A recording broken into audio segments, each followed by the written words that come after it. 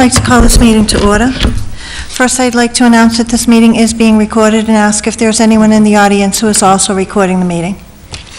Seeing none, if we could rise for the Pledge of Allegiance, please. I pledge allegiance to the flag of the United States of America and to the republic for which it stands, one nation, under God, indivisible, with liberty and justice for all.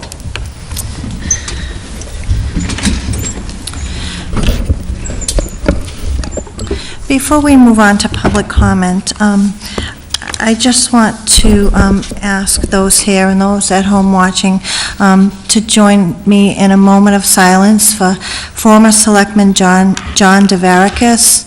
Mr. DeVarakis served as an elected selectman from 1974 to 1980.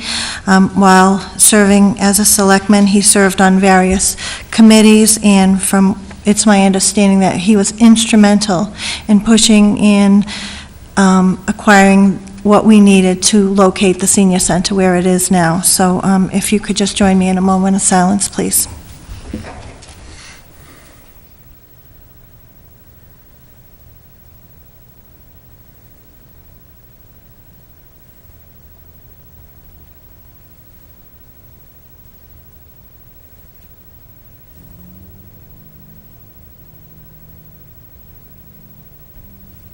Thank you. The first item we have is public comment, and we have Adam Burney, who would like to make an introduction of our new health inspector. Good evening, ladies and gentlemen. With me is Eileen Dyson Alexander. She is the new health inspector. She started about 2 weeks ago, actually 2 weeks to the day. Eileen comes with 7 years of public health experience. She is ServSafe, Allergen, and Lead Determiner certified. She has experience in several of the other facets of the Department of Development and Inspectional Service. She's served as a member of a Zoning Board of Appeals, and she staffed a Conservation Commission. She also has a finance background, so we know she's detail-oriented.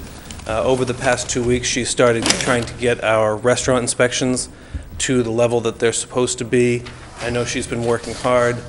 She came in, hit the ground running. She has an inspection background. She has an administrative background, so she's fitting in nicely, and we're very excited to have her here, and I know Darlene Coyle wishes she was here to welcome her as well, but she's tied up with the Board of Health. So This is Eileen, and we're happy to have her. Thank you. Did you want to say anything? Thank you. No. Well, welcome aboard. Thank you. Welcome to Auburn. Okay, under public hearings and presentations, we have first a report on the bond ratings results. Through the chair, I'm going to turn this over to Ed Kazanovich, the CFO, but before I do, I just want to thank everybody from town administration and everybody involved in this over the last couple of years. We've been working on this, and Ed himself, what a phenomenal job he's done, but also want to thank the Board of Selectmen, town meeting members, and Finance Committee for adopting the financial policies that were recommended to you. Those policies that have been put in place have guided us and allowed us to proceed with the conservative budgeting and the really strategic budgeting that we've been doing over the last couple of years. So we want to thank the board for their vote.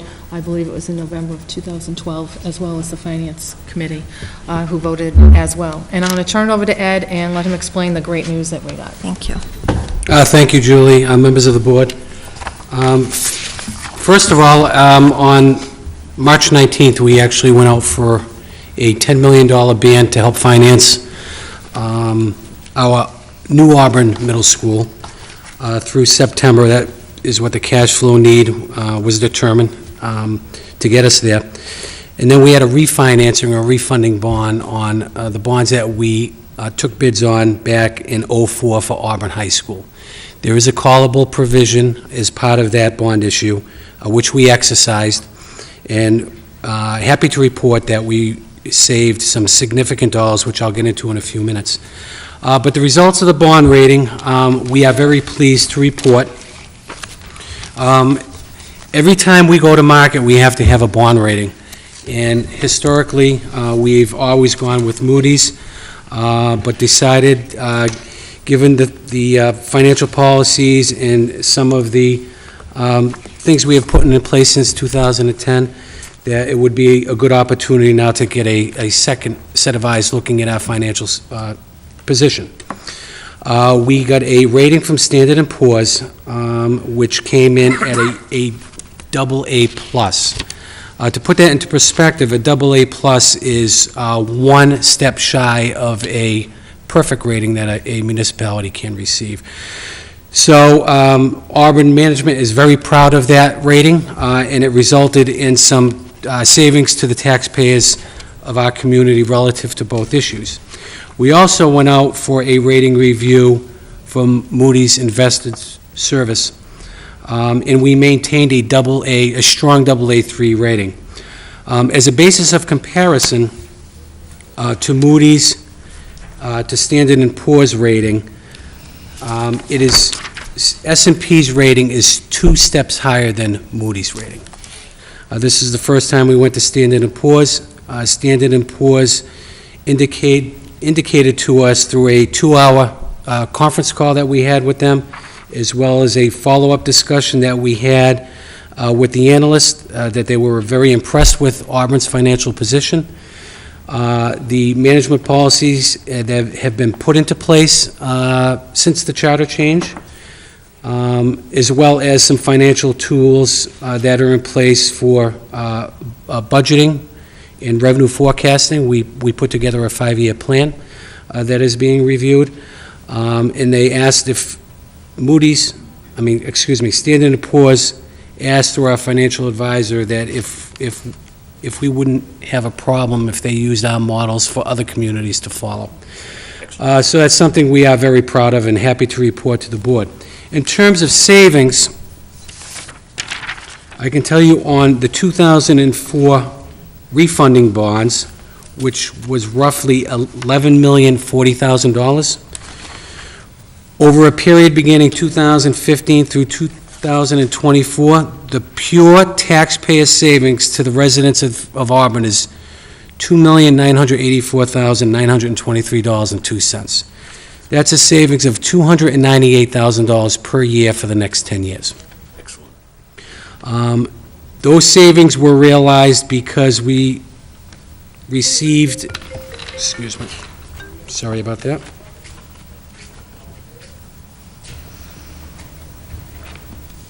That savings was calculated based upon a true interest cost that we received as a result of the sale at 1.96%. The estimated interest cost prior to our rating, based upon our AA3, was estimated to be at 2.51. So that's roughly 55 basis points. That is a significant spread from a AA3 to a AA+. So that in itself, as well as some money that we had set aside that we were required to pay down as a result of a premium we received when we first initially went out for the sale, resulted in that close to $3 million of savings. Going forward, we know we have to borrow $24 million to finance. That would be our net cost after MSBA reimbursement. It's going to cost the town $24,000. That is required for us to go out and bond over the next year and a half to fund our cost of the Auburn Middle School. Based upon calculations on this latest financing bid that we received, even if we were to be conservative at 25 basis points, over the 20-year period, we would save the taxpayers $630,000. And that's conservative. So we're estimating, because we received a 55 basis point spread, somewhere about $1.2 million over the life of the bonds. So that's major savings that each and every taxpayer is paying every year to finance the construction of both schools. On the band side, we went out for $10 million. we received a rate of under 1%, which we're being told is the first time our financial advisors can remember that a community's gotten a rate of under 1% for short-term notes. I can tell you, when we went to market in September of last year for roughly $5.4 million of bands that we received a net rate of 1.25. So there's 26 basis points spread on the band side as well. The savings is not as significant. It translates to about $13,000 per year, but still, it's savings that reaches each and every taxpayer of this community, because even the bands are funded through the tax rate. It was a debt exclusion vote, so these funds are raised outside of Prop 2.5.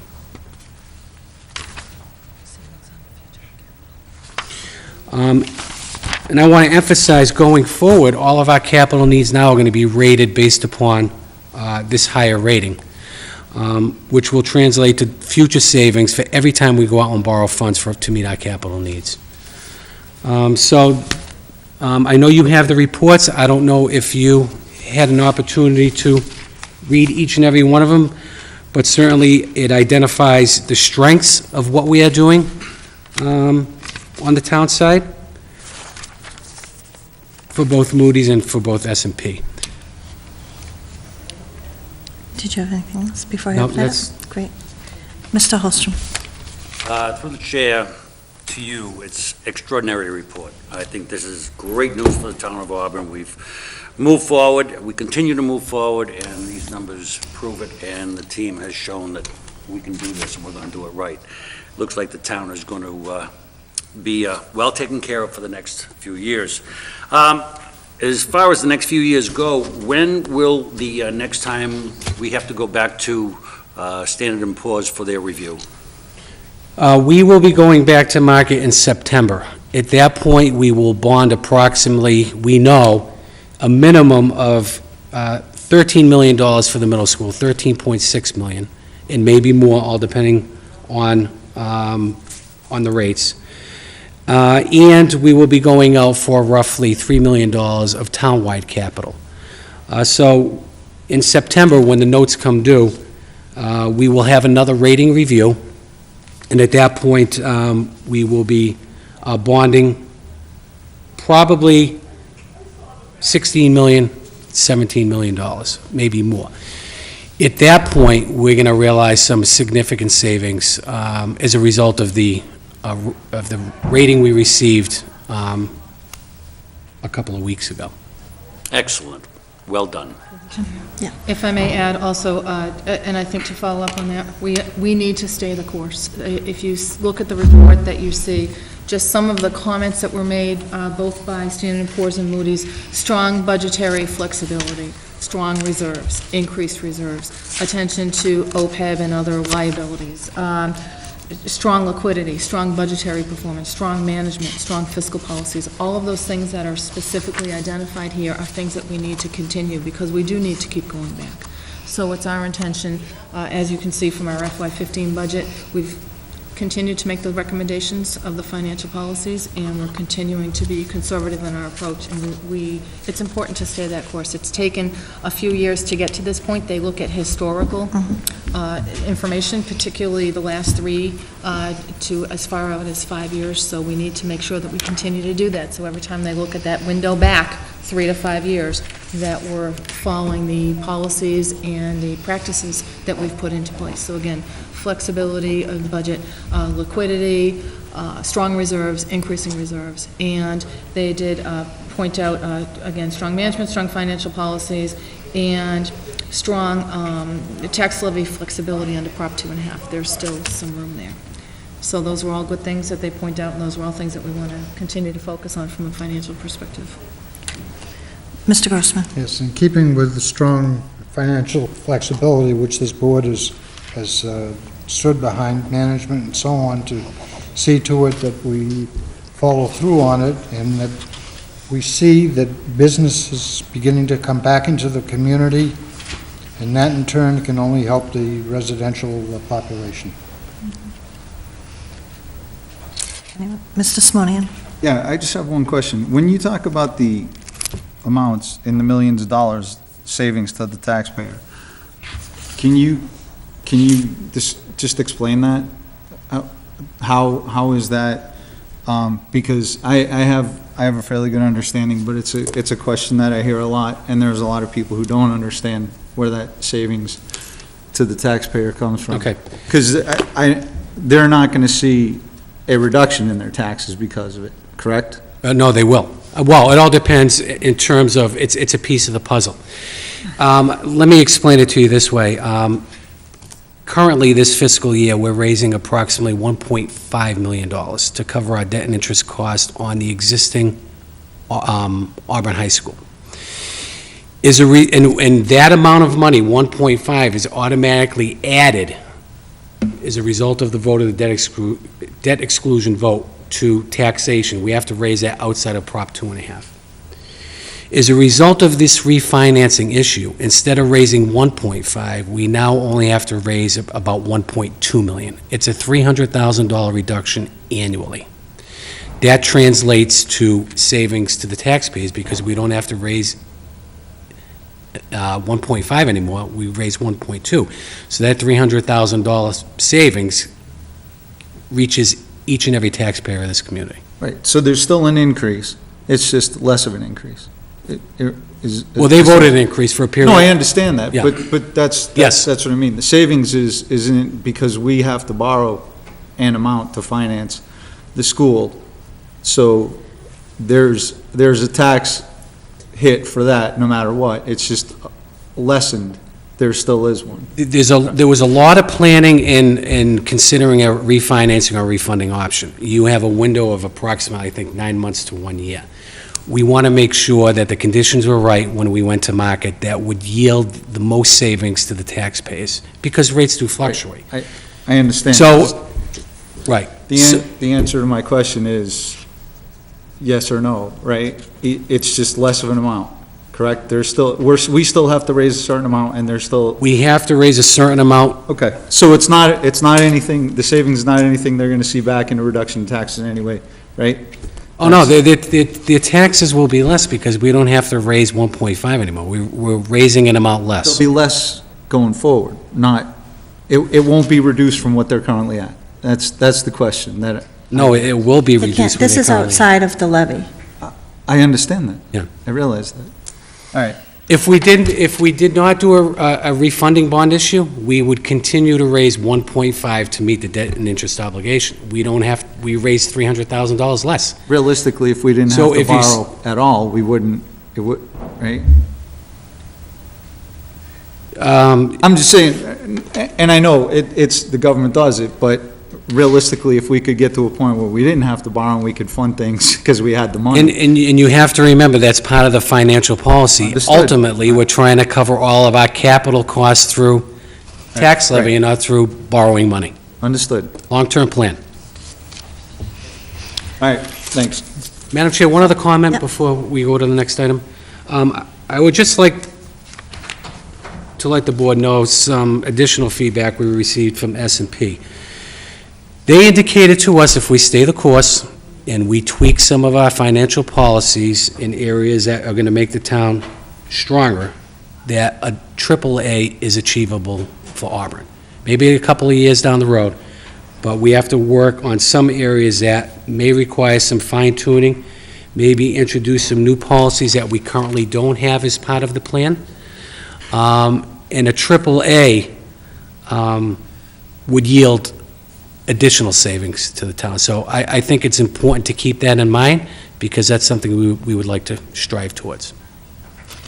So, I want to keep it positive and just, one second, just congratulate you and your entire financial team and the town manager on this. This is excellent news, and we do want to stay the course. We do want to continue going in the direction we're going. But I do have a question. What could potentially cause, not this year or not next year, what actions could either, be at town meeting or future Board of Selectmen, anyone, CFO, God forbid, you moved on to greener pastures, what could cause a downgrade? And what are things that we need to be careful of? I think any erosion of our reserves would be a definite negative. Any volatility, remember, we have a 5-year plan in place, budgetary as well as revenue.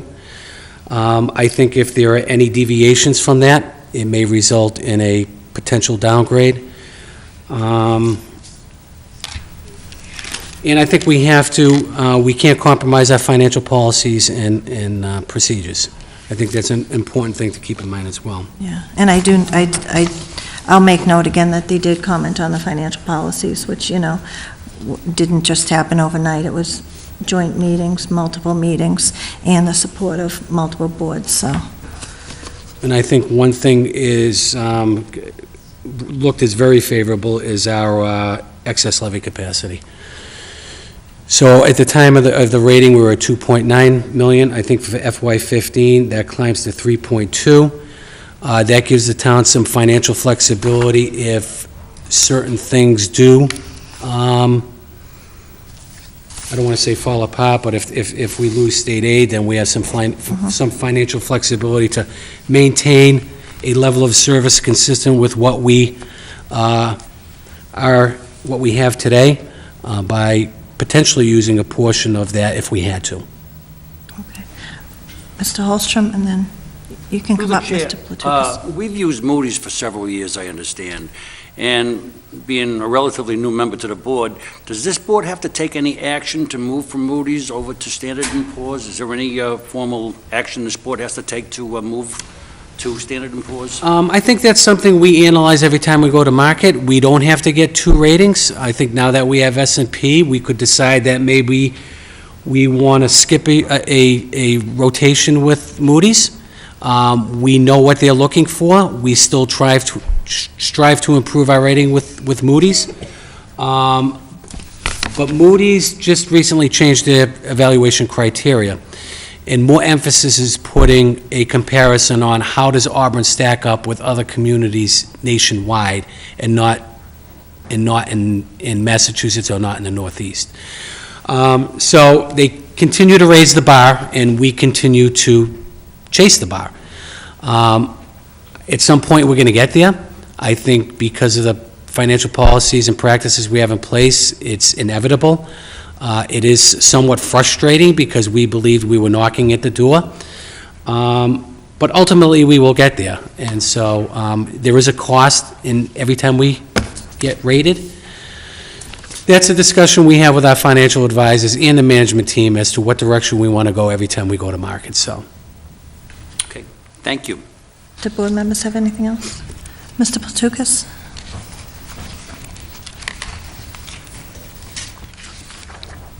Good evening. Through the chair, Bob Platukis, 231 Millbury Street. I've known Mr. Kastanovich for many years now, and I just cannot tell you how lucky we are to have him in this town. And he had many opportunities to leave, and I'm glad he's still here. And I'd be remiss, I think we should think back to the select board before this, because they're the ones who really started this policy in holding taxes down. They deserve our thanks, whether it be Tim or Nick or any of the other members of those select boards were part and parcel of this that's happened now. I hold in my hand a release from a realtor for a house near mine that is now up for sale. I think it's the 4th time, if not the 5th time in 10 years.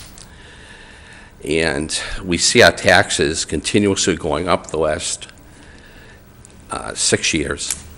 And again, I think in the last 3, it's gone up about 29%. And I think when we come and look at the individual person who has to pay the bills, the taxpayer, that this was a horrible year in heating.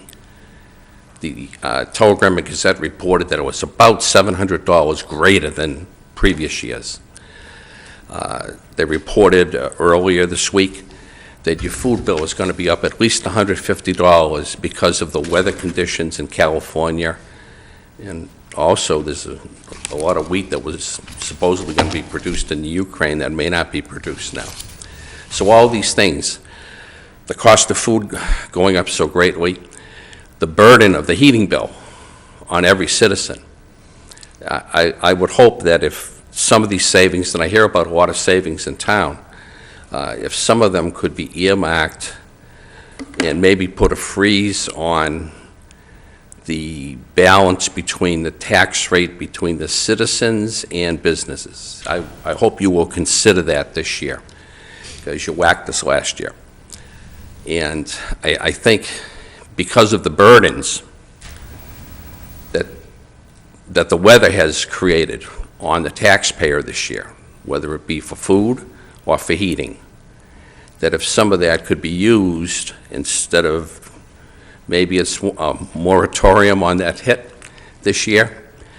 I know that you wrestled with it. I heard Mrs. Goodrich wrestling with it when she was choosing her percentages, and we have to think about those people. As I said several years ago, there are people in this town, at the end of the month, they've got change on the table, and they're asking themselves, do I buy medicine or do I buy food? And if you give them a break,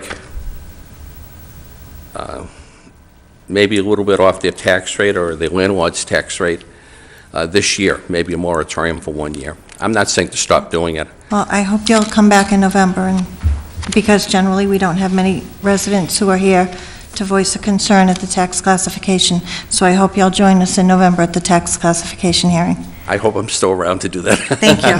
Thank you Okay, very much. Thank you. And next we have the presentation of audited 2013 financial statements. Mr. Castellanos. Thank you, Madam Chair. If I may, I'd like to introduce Tom Scanlon Jr.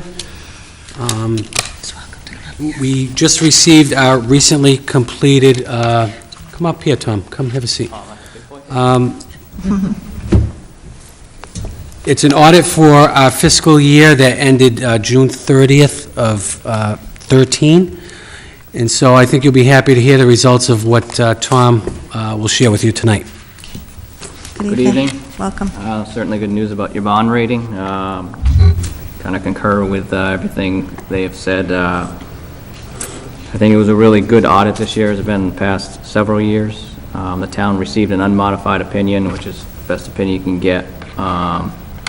I think the town has excellent financial policies and procedures in place. They monitor their revenues and expenditures, which gives them the ability to adjust their budgets timely and make good decisions. I do think your financial policies and reserves, I think they're sustainable. That's one thing they look at. I know some communities have financial policies and procedures that are just they're not sustainable. I think you have them. So with that being said, one of the things I think bond rating companies pointed out was your reserves and how they relate to your operating expenditures. One reserve, what everyone knows, is free cash. I think that's what a focus is on from a budget standpoint.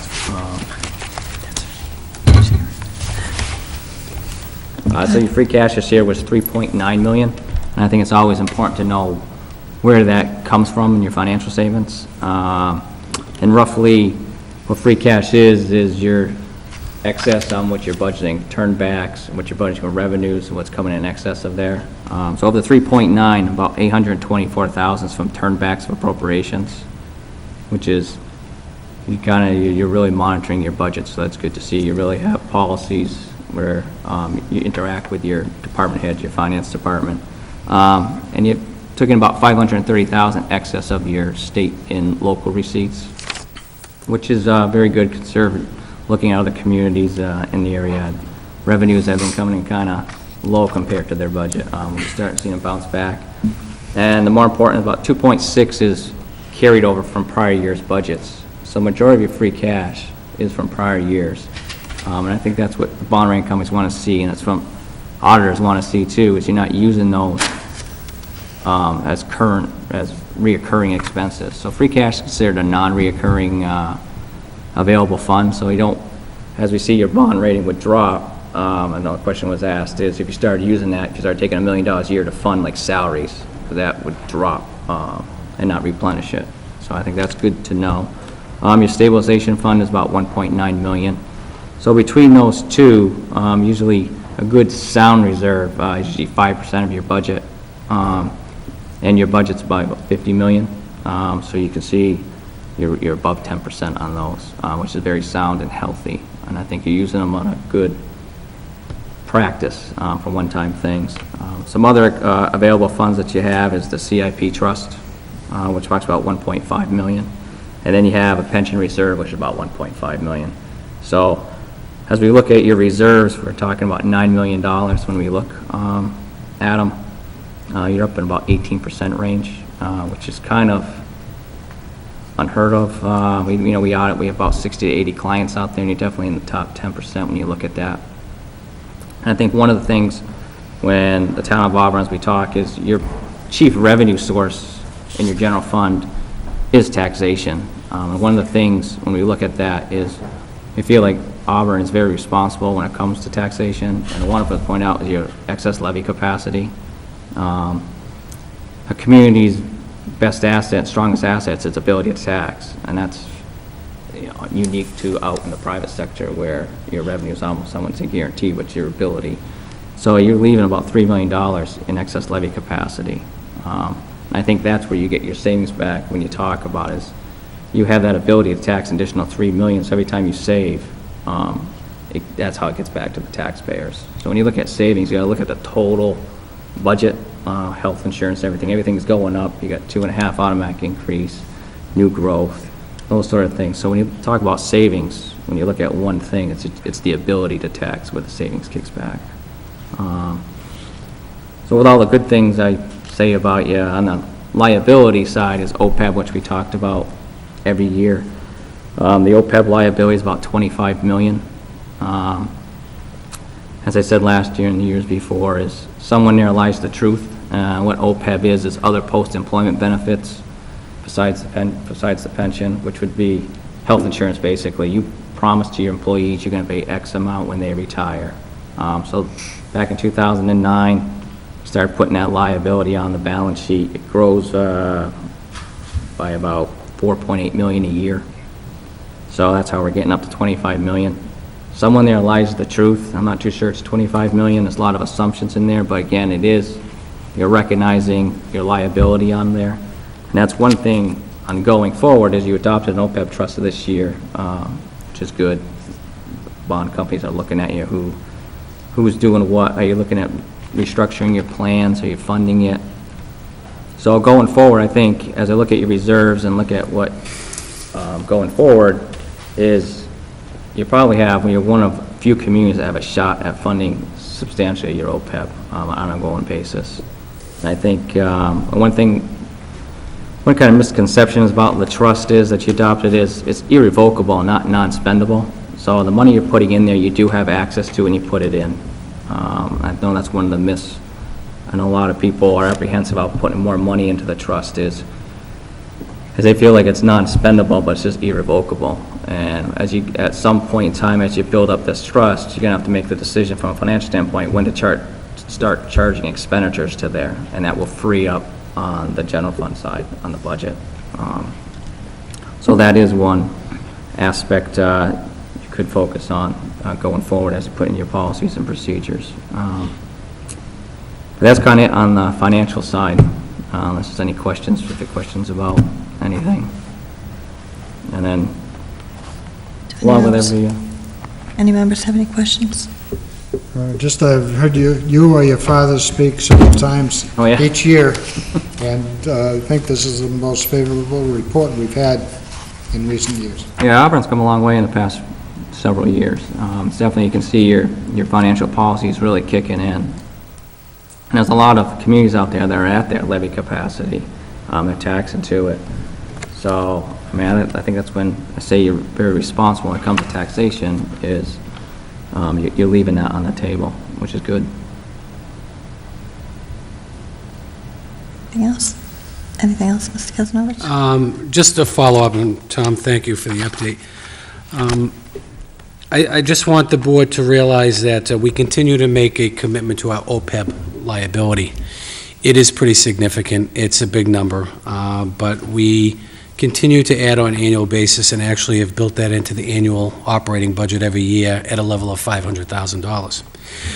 I think, and Tom and I have had this discussion, we had set some benchmarks in our financial policies, and we're approaching those benchmarks.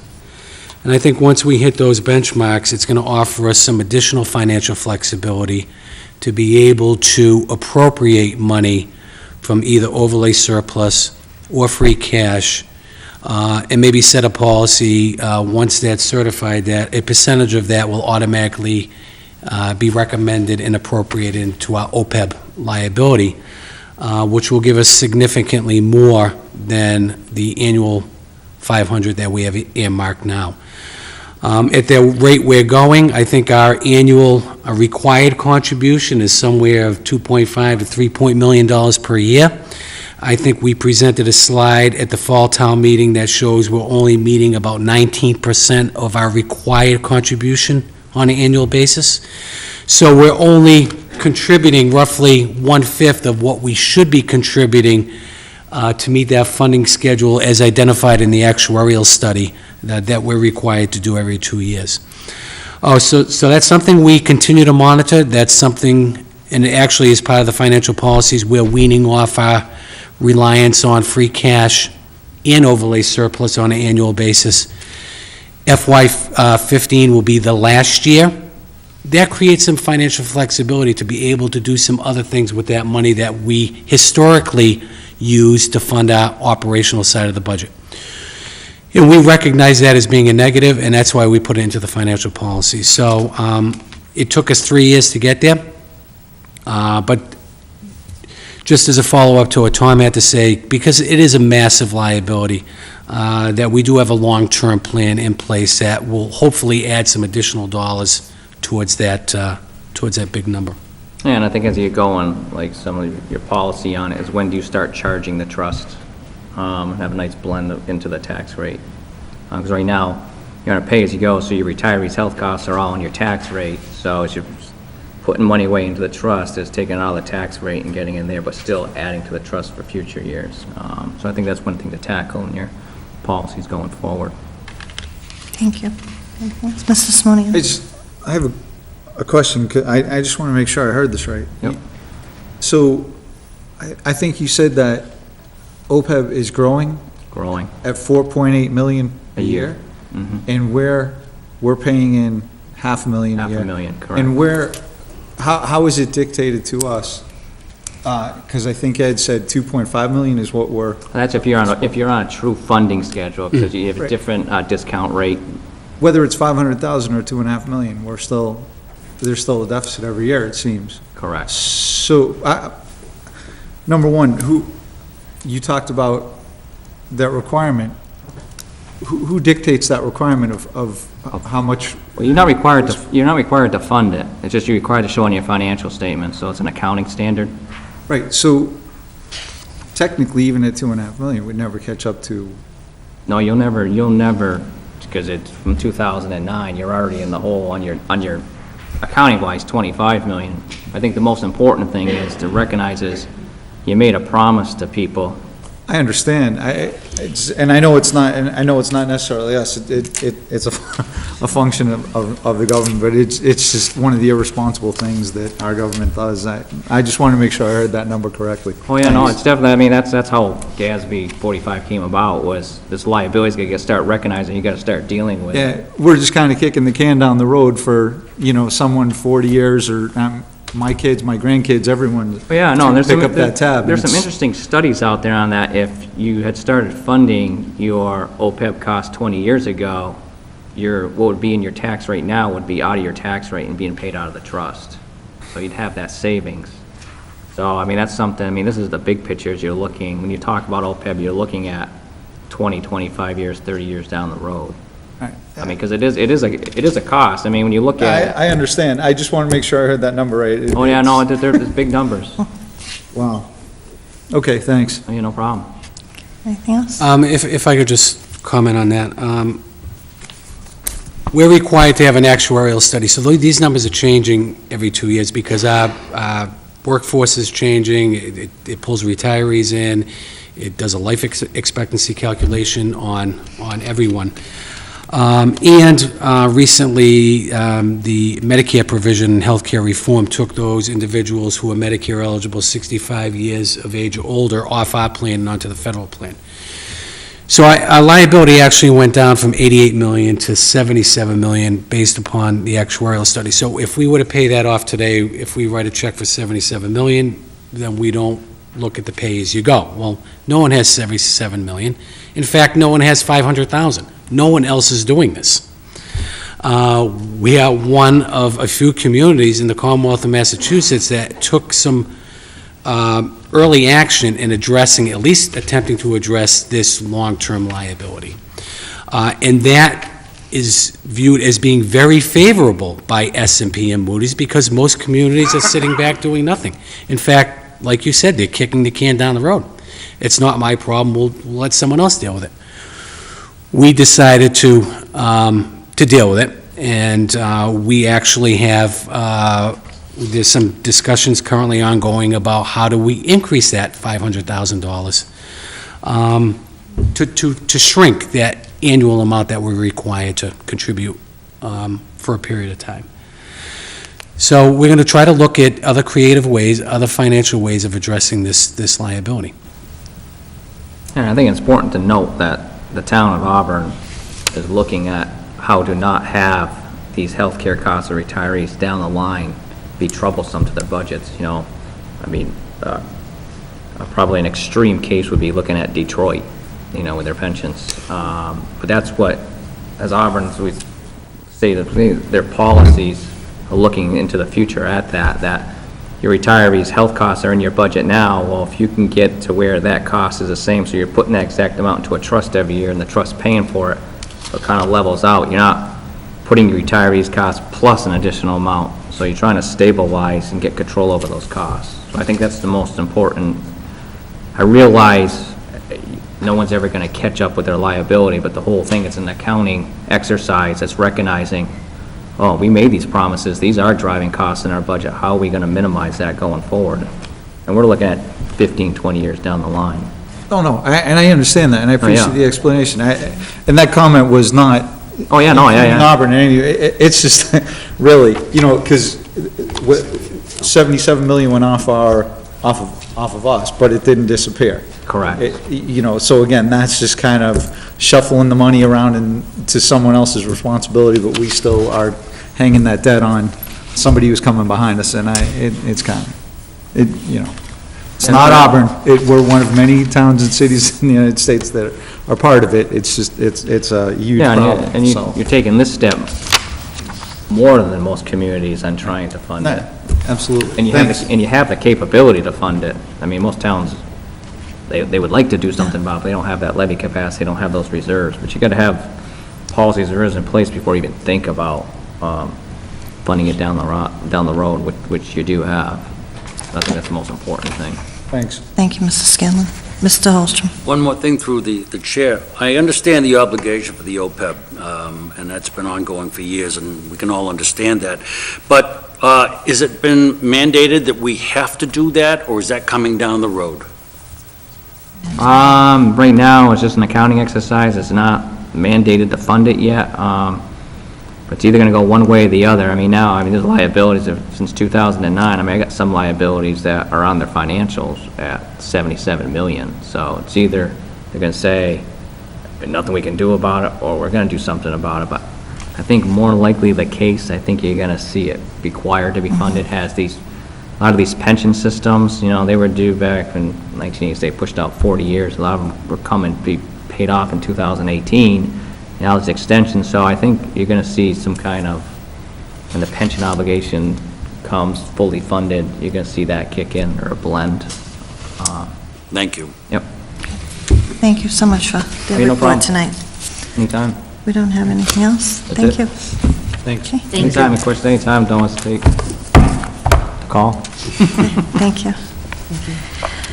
So the next item we have is the signing of the note for bond issue March 19th, 2014. Mr. Kazanovich, if you can just explain to us what Yes, this may sound redundant, but these are the notes that pertain to the $10 million, the two issuances. $10 million of ban notes that you'll be required to sign, as well as a bond. It was $11,040,000. There was a forced premium. So net issuance amount is $10,725,000 that you will need to sign as well. I can tell you the true interest cost on the $10,725,000 is 1.956, so roughly 1.96. This is the $2.9 million savings portion that I commented on earlier, and the $10 million ban, which we received at a rate of 0.99 in change, slightly under 1%. Is never seen in, and I can't remember, I mean, I think Debbie can comment on this well. I think Lisa indicated, and I commented on this earlier, that they've never seen rates like this, first time she's ever seen it. So that's attributable to A, the good market conditions, but B, our rating as well contributed towards this low rate. So, once again, it all boils down to savings to our taxpayers in Auburn. Mr. Grossman has a question. Madam Chair, to add, on that figure of $10 million, 0.99%, there was a reoffer of 0.08. Can you explain that? Well, there's a premium that comes into play as well, Mr. Grossman, so they look at the true net interest cost. So we probably received, even though it was slightly lower, we probably received less of a premium on that, so they blend them together to come up with an award. If there are no other questions, Mr. Holstrom the motion has to be read in its entirety. Mr. Holstrom? So bear with me here, this is going to be a little bit here, but I move that we hereby determine, in accordance with General Laws, Chapter 70B, the amount of the cost of the middle school construction school project authorized by a vote of the town passed on May 7, 2013 under Article 17, not being paid by the school facilities grant is $23,743,922, and we hereby approve of the issuance of notes and bonds in such amount under the said General Law, Chapter 70B. Further move that in order to reduce the interest costs, the treasurer is authorized to issue refunding bonds at one time from time to time pursuant to Chapter 44, Section 21A of the General Laws, or pursuant to any other enabling authority, to refund all of the town's $19,890,000 school bonds dated June 1st, 2004, maturing on or after June 1st, 2015, collectively the refunded bonds. And that the proceeds of any refunding bonds issued pursuant to this vote shall be used to pay the principal, redemption, premium, and interest on the refunded bonds, and the cost of issuance of the refunding bonds. I further move that the sale of the $10,725,000 general obligation refunding bonds of the town dated April 1st, 2014, referred to as the bonds, to Robert W. Baird and Company, Incorporated, at the price of $11,428,378.58, and accrued interest, if any, is hereby approved and confirmed. The bond shall be payable on June 1st of the years and in the principal amounts and bear interest at the respective rates as follows. Year 2015, the amount will be $935,000 at a 2% interest rate. 2016, $1,010,000 at a 2% interest rate. 2017, $1,030,000 at a 2% interest rate. 2018, $1,050,000 at a 2% interest rate. 2019, $1,060,000 at a 2% interest rate. At the year 2020, $1,075,000 at a 3% interest. 2021, $1.1 million at 2.5% interest. 2022, $1,120,000 at a 4% interest rate. 2023, $1,155,000 at a 4% interest rate. And 2024 at $1,190,000, a 4% interest rate. I further move to approve the sale of $10 million, 0.75% general obligation bond anticipation notes of the town dated April 1st, 2014, payable September 30th, 2014, referred to as the notes, at par and accrued interest, if any, plus a premium of $32,350. I further move that in connection with the marketing and sale of the bonds, the preparation and distribution of a notice of sale and preliminary official statement dated March 5th, 2014, and a final official statement dated March 19th, 2014, each in such form, as may be approved by the town treasurer, be and hereby are ratified, confirmed, approved, and adopted.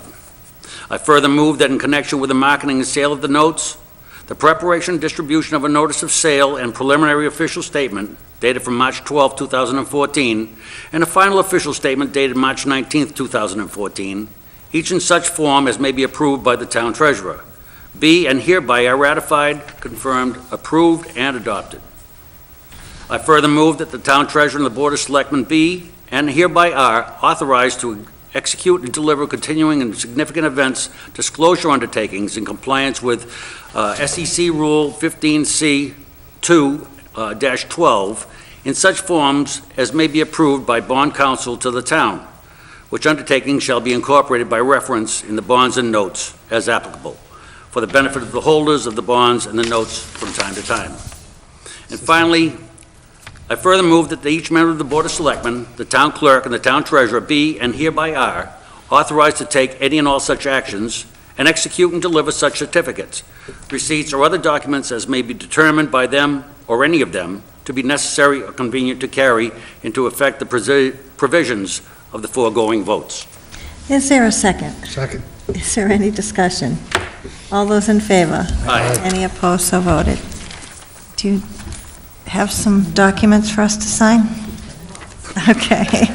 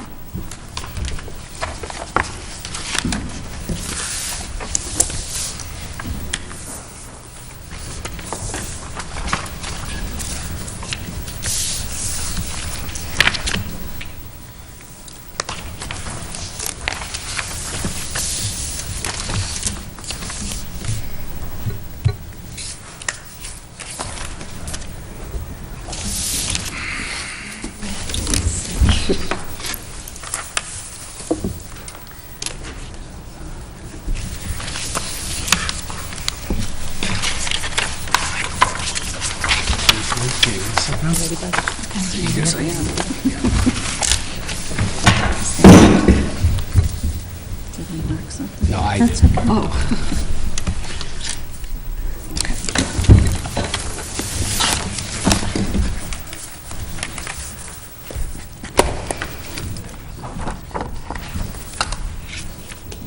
Sign with the red. Okay.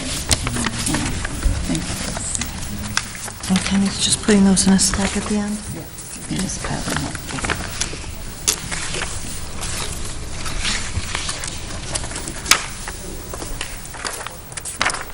is that the start of the second one? Yes, it is.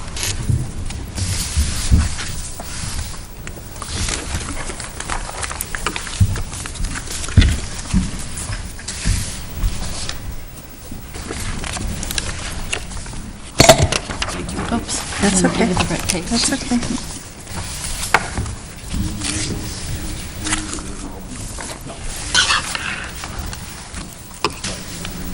These are okay. Oh, there you go.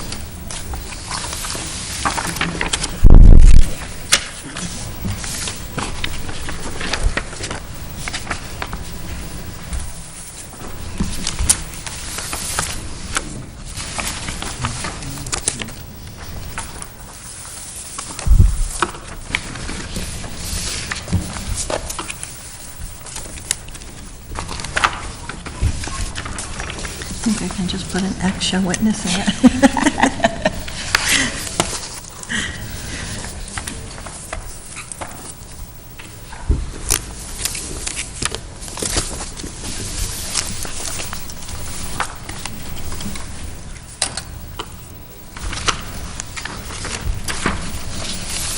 Now, you're on the other side of the page. Okay.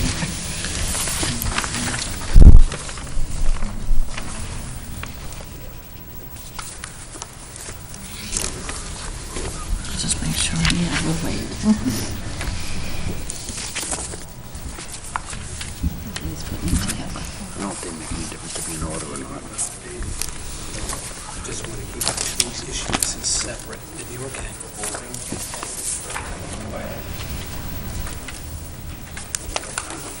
Okay, we moved over to this side then.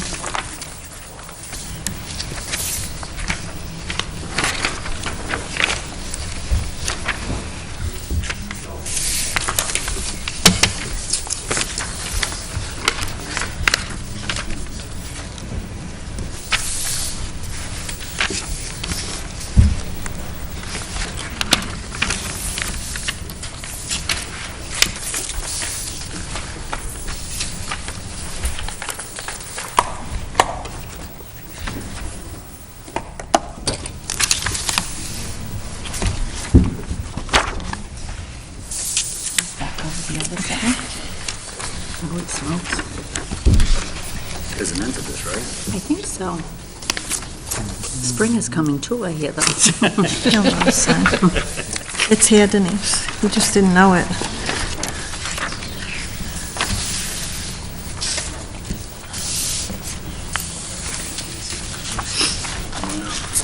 Let's get We're getting to the bottom. Anytime, tissue. I'm gonna jump ahead of Bob so I can go grab a tissue. This is a draft, you gotta do it again.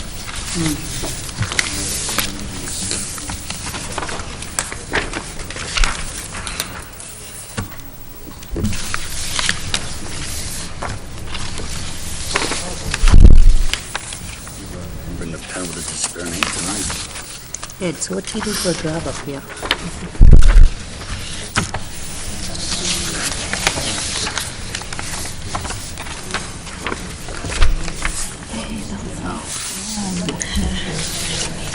This worked out good because I need a tissue.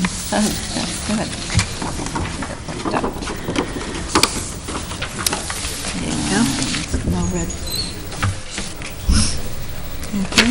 Oh, no, that's not. Sorry. On the left side. And this is that on the same side. I thought we were all done.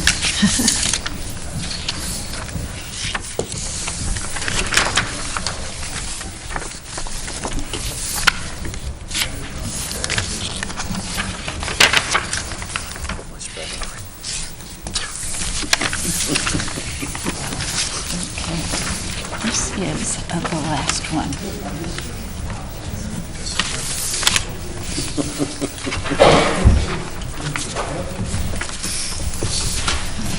There you go.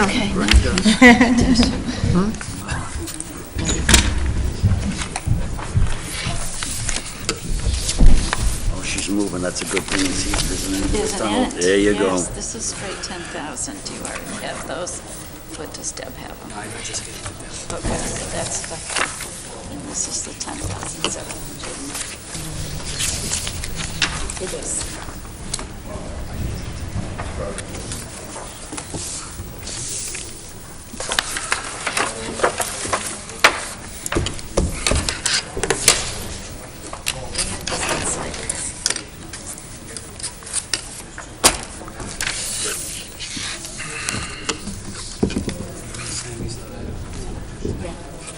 We'll do it now. Does Sharon have the one she needs to sign?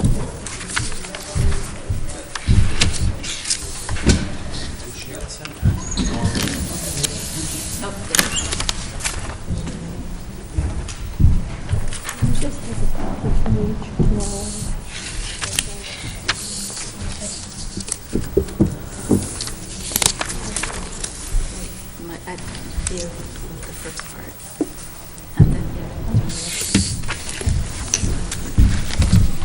Debbie. Let me just look what's next. Can we move up, This is the one we're looking for. That's it? That's it. can we move up town manager items A and B, please? Let's hope my pen didn't run out of ink. I have an extra one. Thanks. Okay. Thank you. Okay. Thank you. Move those two away. Do you want to check? Yeah.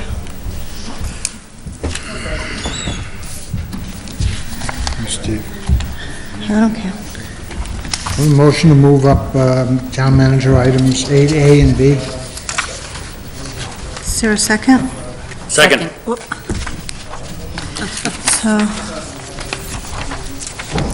So there's a motion to move up town manager items A and B.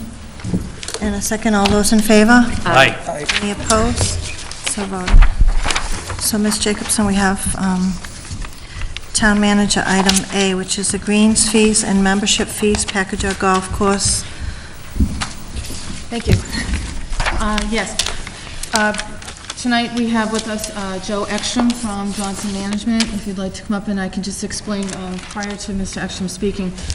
The contract, the agreement that we have with Johnson to manage the Packagug Golf Course has a condition in it that any changes to the rates be approved by the Board of Selectmen. So we did receive the rate, proposed rate changes about a month ago on the daily fees, but today we just received the proposed rate changes on the passes. So I'd like Mr. Ekstrom to explain why they're being proposed to be increased, and then if the board is looking for a recommendation from town administration, we'd respectfully like to come back to you with that, because we just got the information today, so we wanted to hear Mr. Ekstrom get a good look at the rates and then get back to you, but we'd like him to explain it if you would. Okay, Well, Mr. Ekstrom. across the board, our rates are just going up in each category. Does everyone have the copy, or you don't have? No, we didn't. Is this it? 2000. Okay, so that's the membership rates. So we'll start with that if you'd like. What we're trying to do is something a little bit different. We run another golf course that's about 20 minutes away, and we're trying to do a dual membership, and we're offering anyone who joins a Packagug membership at the other golf course as well. And just hoping to get more interest and get more people in. Overall, the rates, in one category, the 7-day pass, which includes weekends, is actually going down from what it was last year, $80. And a weekday pass is going up $45, which is 4.1%. This is actually a good deal for them, because they can use both golf courses, and if they decided to join early, they could actually save $100 off that. So we've had 4 people actually join already at the reduced rate, so they actually saved $180 off last year's rate. For the 7-day pass, that was $13.55, and we're going to $12.75. So the people that joined early are actually saving $180 from last year, plus they get the 2 golf courses. So, we think it's a good deal. Hopefully it will stir up some interest, and we'll get some more memberships than we have in the past. So, is there any questions on that? Mr. Holstrom? One question. Through the chair, you're going by 7-day pass, weekday pass, junior weekday pass. Packagug Golf Course is 9 holes. Is that will be for 18? You can That's pay for as 27? much as you want to play. As much as you want to play. Those are prepaid greens fees, unlimited access, unless you do a 5-day, then that doesn't include the weekend. So some guys just want to play during the week, some of the retired guys, and then other guys like to play weekends only, and they'll get the the 7-day pass, and pay a little more, but if they like to play weekends, it's worth it. They all do the calculations compared to the greens fees and how many times they play, and if it's worth it to them, they'll join, so. Now, Mr. Hallstrom? yeah, if I may, I've been members at other clubs before, and is there going to be because you're a member, you get a privilege to jump in ahead, or is it going to be, is it first come, first serve? It's first come, first serve. Yeah, it's Hold on more a than second. I'm sorry. We just need to let one person finish the question and then answer, because a couple times he's understand. talking over I each just other. want to understand if there's a process that, or is it first come, first serve? How is this going to work? It's more of a prepaid greens fee than it is truly a membership. Other than being able to go out and play anytime you want, you still have to, if the tee's backed up and, you have to make a tee time or be fit in or wait for the golfers ahead of you. We do have some golfers that come up every day at their lunch break and they'll play 3 holes. And they might jump out on 4 and play 4 through 6 and then go back to work. So it's good. You can play as many holes or as little holes as you want, basically anytime you like, so. Thank you. If we can just hold on for a minute, we're just getting a handout here for the Package Our Greens Fees 2014 as well. Okay.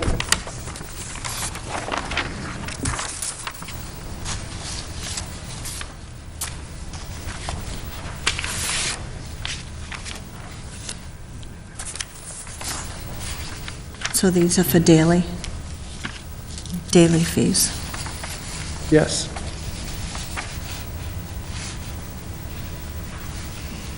Through the chair, you also have specials too, correct? We do. We have specials, and, we kind of try to identify the slow times and offer specials. What we did last year, and we haven't quite decided this year what we'll do, but there's a significant discount during the week. Before one, it's only $13 as opposed to 17, and on the weekends after one, it's $19 as opposed to 20. Yeah. Yep, 20. Mr. So Grossman? you save a buck there on the weekend special, but the weekday special is pretty significant. Mr. Grossman? What about cart fees? The cart fees are all staying the same, they're not going up at all. So there's no change. A lot of the courses run specials where you play a round, and so much for the cart, and you get a hot dog and drink and whatever. We do several specials, and we also advertise, they call it a player's pass in local golf magazines, where a twosome comes in and gets a special rate to share a cart in 9 holes, and we do all kinds of specials. But the ones I just listed are kind of standing specials that are pretty much throughout the season. We haven't really identified those yet for this year going forward, but we'll probably do something very similar to what we did last year. Mr. Simonian? This isn't tied to the presentation we had a few weeks ago about... No. No, this is just per the contract. Per the contract, if there is any increase in just the greens fees or membership fees, that must come to the Board of Selectmen. So, what's driving the increase, I guess, would be my question. Yeah, costs go up. This year we had to, we built the maintenance building, we rebuilt it. It had collapsed in the past, we built that, and price of doing business goes up all the time. Fertilizer goes up, your fuel goes up, you gotta pay people more, so it's fairly reasonable amount, I think. $1 to go up on a greens fee. In some areas, we stayed the same, and actually, a few areas we went down, so, it's not, I don't think it's an exorbitant increase. It's basically cost of living. So I have one question. You just mentioned the cost of the building. Yes. Wasn't that part of the settlement and shouldn't be included in any increases? It was part of the settlement for sure, yeah. So that it was my understanding that that wouldn't be reflected in any increases. That was a separate issue, separate from Okay, the well, settlement. it's a cost of living increase then. Okay. You know, I'm speaking. Well, you did specifically Yeah, I mention the did, yeah. building. Yep. Okay. Mr. Simonian? I don't know if you said it at the beginning, but I didn't have this sheet in front of me when you, what is the increase from the 2013? For the three that you have listed? Okay, so the junior, senior rate for 9 holes will go up $1 from last year. Okay, The junior, senior 18 holes will go down $3 from last year. The weekday 9-hole goes up $1. The weekday 18-hole goes up $1. The weekend, there's no increase in either category. okay. Mr. Holstrom? Through the chair, I guess what I'd like to do is, I'd like to see the rates from last year, just getting this information tonight for the first time and not understanding where it's coming from. This gentleman here tonight has explained there's a couple other specials and different things here, and, you know, I don't want to make any decisions on this till I get the rest of the information here, so I would like to hold this until at least our next meeting and get some more information from last year's rates and compare it to this and see where we are. And I'll make that in the form of a motion. Okay, so I just wanted, I'm happy to hold it. Is there a second? Second. Okay, I just want to be clear on what additional information we Okay. may need I'd like to for the get next meeting. last year's rates, Yeah, and if there's specials, there should be some sort of a flyer, some kind of information to tell us what specials there are and if they're going to be a standard thing, or is it going to be just maybe every other week or something like that? I'd like to have that information in front of us. so certainly the special information we can get, if it will help you in an overall vote of the issue, but the only thing in the contract that this board votes on is the greens fees and the memberships fees. So Okay. no That's fine. special things like that, but certainly that information will help in Well, I think looking that- at the big picture. I think the motion there would be is, make a comparison check between last year's fees and this year's fees, so I understand exactly where we are. Absolutely. Thank you. Mr. Simonian?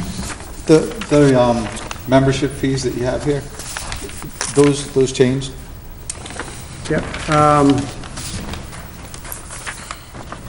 Let's see where I am here. Are you talking about the season passes, Mr. Simonian? Season passes, he called a membership, yeah, but technically, it's a, you said play as much as you want kind of pass. Yeah, at the beginning I went through, we had 2 new categories that would be a savings to, if a family, husband, wife, and children wanted to play.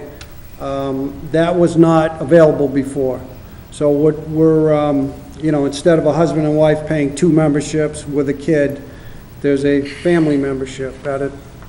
Okay.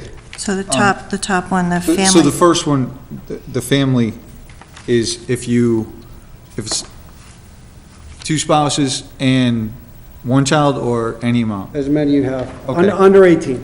All right, under 18, okay, and then. That's a new category. And I get, and the second one is just husband and wife, no kids, And that's new as well. okay? All right, Now, the second one is the 7-day pass, and that has gone down $80. okay, The next one's the weekday pass, and that went up $45. okay, And the junior rate went up $45. But also with the juniors, before, they were not able to play on weekends. They were excluded from weekends. and now we're making weekends available to them after 2 o'clock. And also, with all these memberships, they can play the other course as well. So in that weekday pass, the weekend after 2 o'clock is part of that? No, not, weekday is just weekday. I'm talking about the juniors. Right. So you have, it says junior weekday pass, and I'm just, Yeah, you're right. so are you talking about two different things now? Because Is you there an said, additional junior? right, you No, said I'm that sorry, it was, I am not. That's probably shouldn't be written that way. That is a junior pass, and that includes weekdays after 2. weekdays after. Weekends after 2. Weekends, so weekday, anytime that Anytime. you're open, and weekends after 2. That's right. All right. So I wanted to make sure I had I'm getting everything. confused here. Did you have anything else, Mr. Simonian? Nope, because I think that, Mr. Grossman? There's two questions. One, is the attendance from last year down from what it was in previous years? Last year, we were down a bit, yes. Yep. Okay, do you think this is going to have, and I know that the increases are slight, in some cases there's a decrease. Do you feel it's going to Well, that's our hope, sir. hurt you or any? We hope it's going to bring in more people and, generate some more interest, so. Second part of my question is the Auburn golf team. How is that being handled? They, in season, I believe it's the boys in the fall and the girls in the spring, they play for free in season.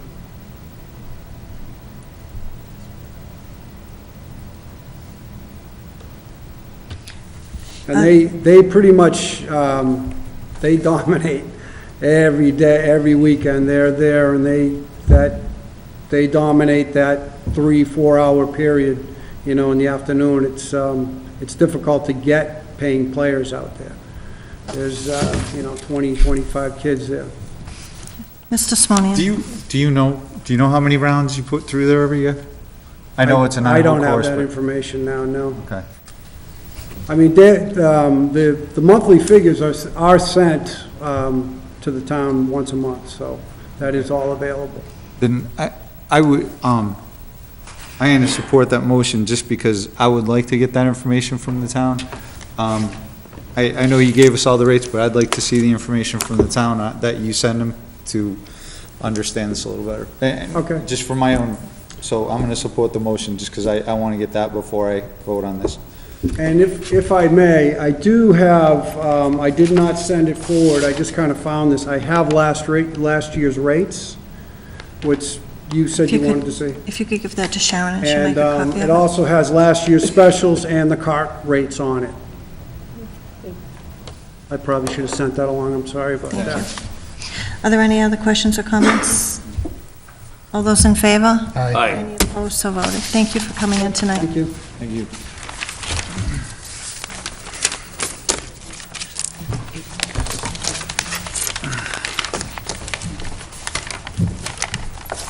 We'll be taking a vote on that at our April meeting. We'll have them send him a note. Okay, the next item we have under town manager items that we moved up is fire prevention and safety grant. Hi, we have Assistant Chief Glenn Johnson here, who wants to talk to you about a grant that the fire department is applying for. Good evening. Good evening.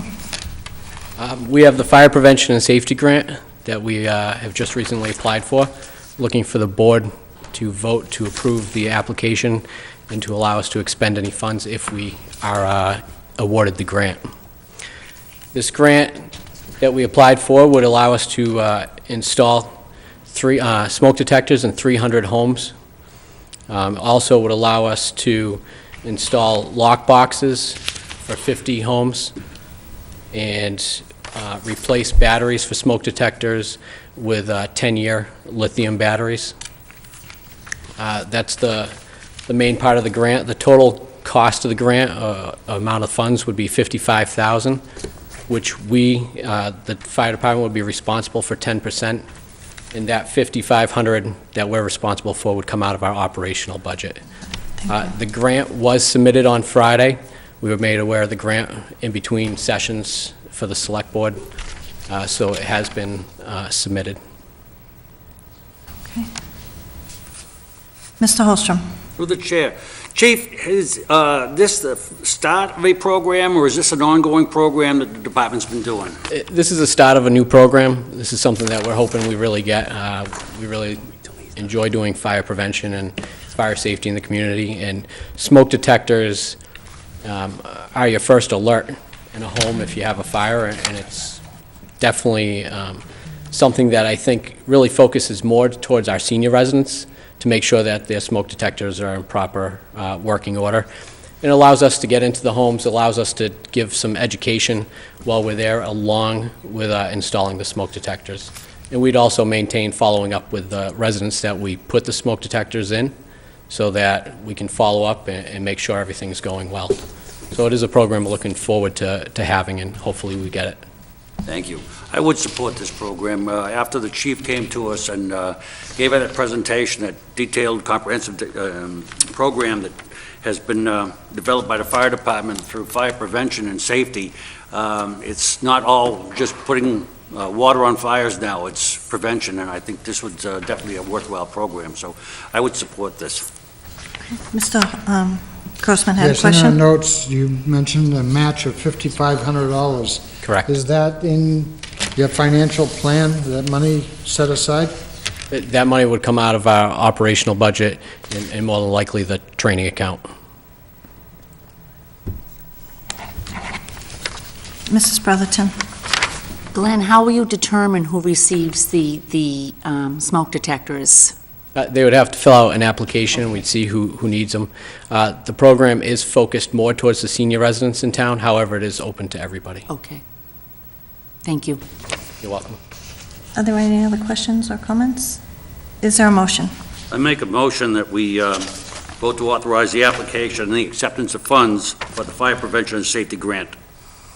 Second. Any discussion? All those in favor? Aye. Any opposed? So voted. Thanks so much for Thank you very much, have a good night. Chief? I'll entertain a motion to move up agenda item 7, 5, and 6, which is the vote to forward citizens petitions and street acceptance. So moved. Is there a second? Second. Any discussion? All those in favor? Aye. Any opposed? So voted. So let me just get to that. We have a request for a vote to forward citizens petition for street acceptances, Rethel Street and Westview Street, to the planning board for a report and to schedule street layout hearings. And in your packet, you have 2 citizens petitions.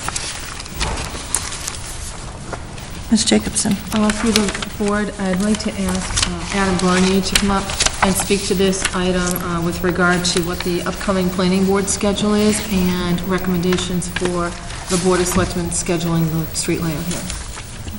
Hello Good again. evening. Town meeting brings out more street acceptances. So the planning board meets next on April 8th. So that would be 2 weeks from tomorrow. That would be the first available time when they could put together the reports on both the streets in item 5 and the streets in item 6.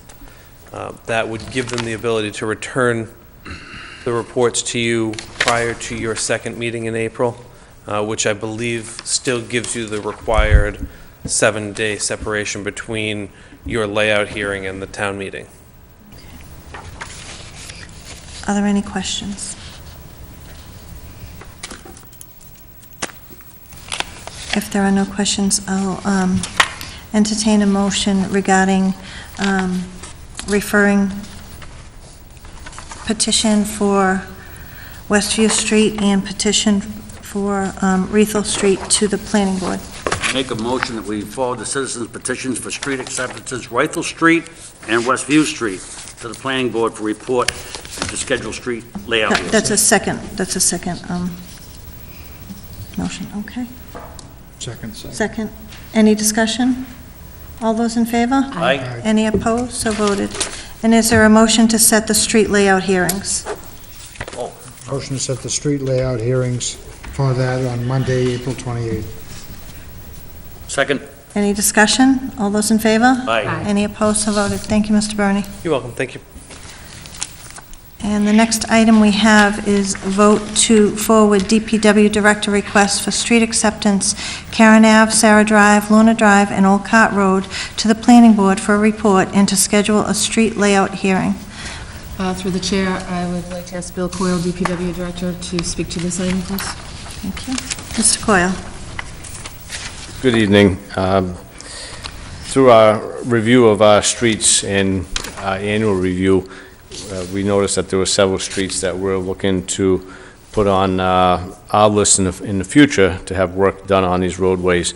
And several of those were built back in the 70s. In particular, it was Karen Ave, Sarah Drive, Lorna Drive, and also, let's see, Karen, Sarah, Old Cart. Lorna, and Old Cart. And 3 of those were built back in 1973, and for whatever reason they were constructed, they went through the planning board process and never accepted as town roads. In addition, Old Cart as well. So these are roads that we'd like to have scheduled for a layout hearing and also referred to the planning board for their review and comment as well. Okay. Are there any questions? Mr. Coyle, if there are any outstanding issues on any of these streets, then those will come out of the planning board report and review? Correct, and I would attend the layout hearings as well and report to any issues that we may find. Okay, thank you. Mr. Holstrom? Through the chair, is this process, the annual town meeting warrant articles, is this what we should be doing, or is this the method to propose this to the planning board for the street layouts? This is the method. Way to handle that? This is the method to get to town meeting. Right, I think through the chair, when the warrant opened, these were articles that we wanted to present to town meeting members, and they're here before you this evening because we have to go through the layout hearing process and be referred to the planning board as well. So even though they're articles, and today's I think was the last day for articles to be sent in, also because we have a process that we have to go through it, that's why it's before you this evening. Great, thank you. So I have a question for Mr. Coyle. If for some reason we didn't meet the time frame of scheduling and setting the street layout hearing, I would assume that you would withdraw your article at town meeting? Correct. Okay. Is there anything else? Is there a motion first regarding the referral to the planning board? Motion to vote to forward the DPW Director's request for street acceptances of Karen Ave, Sarah Drive, Lona Drive, and Old Cart Road to the planning board for a report and review schedule for street. Hold on, that's a second motion. Okay. And second. Okay, any discussion? All those in favor? Aye. Any opposed, so voted. Now, is there a motion regarding the setting the street layout hearings? Motion to set the street layout hearings for the above streets for Monday, April 28th. Second. Any discussion? All those in favor? Aye. Any opposed, so voted. Thank you. Thank you. Thank you both for waiting. Okay, so we're going back to our agenda. Board of Selectmen items. We have gift acceptance to the fire department gift account. I will read them. James Chignico Jr. in the amount.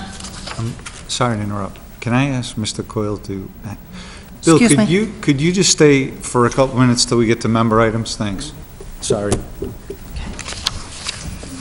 And, okay, that's okay. I So- apologize for the... No, I didn't see a hand. Fire department gift account, James Chinigo Jr., $25. The Chester P. Tuttle American Legion, $25. Richard Ringard, $50. And Robert and Janice Smith, $100. Is there a To motion? accept regards to. Second. Any discussion? All those in favor? Aye. Any opposed? So voted. To the police department from Masterman's in the amount of $100 to the gift account. Motion to accept with gratitude? Second. Any discussion? All those in favor? Aye. Any opposed? So voted. And from the Friends of the Pappas Recreation Complex in the amount of $1,000. And this is for use for the Packagug Meadows Playground permitting.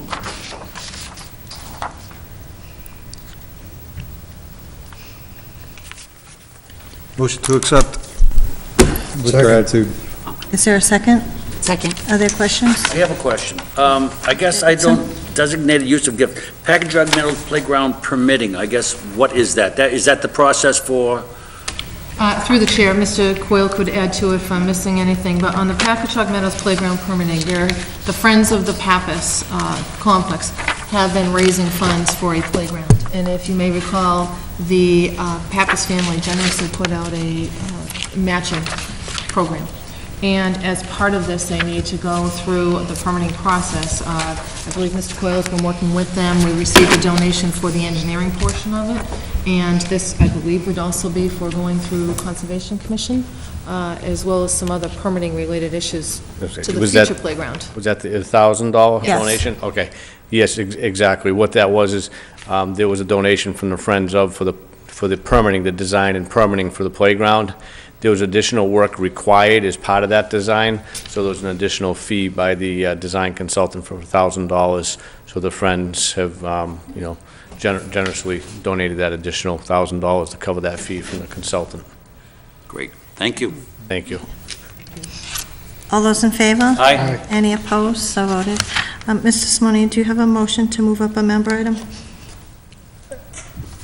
We only have one more thing, right? The drain layers license? No, we have all the All right, zoning I'll board make a of motion to move up member items, because I have a question on something that I witnessed yesterday, so. Okay, so it's not on the agenda, it's just a move No, up it member was- items? Okay, is there a second on that? Second. Any discussion, all those in favor? Any Aye. opposed, so voted. So we've moved up member items, and before we go to member item A, Mr. Simonian.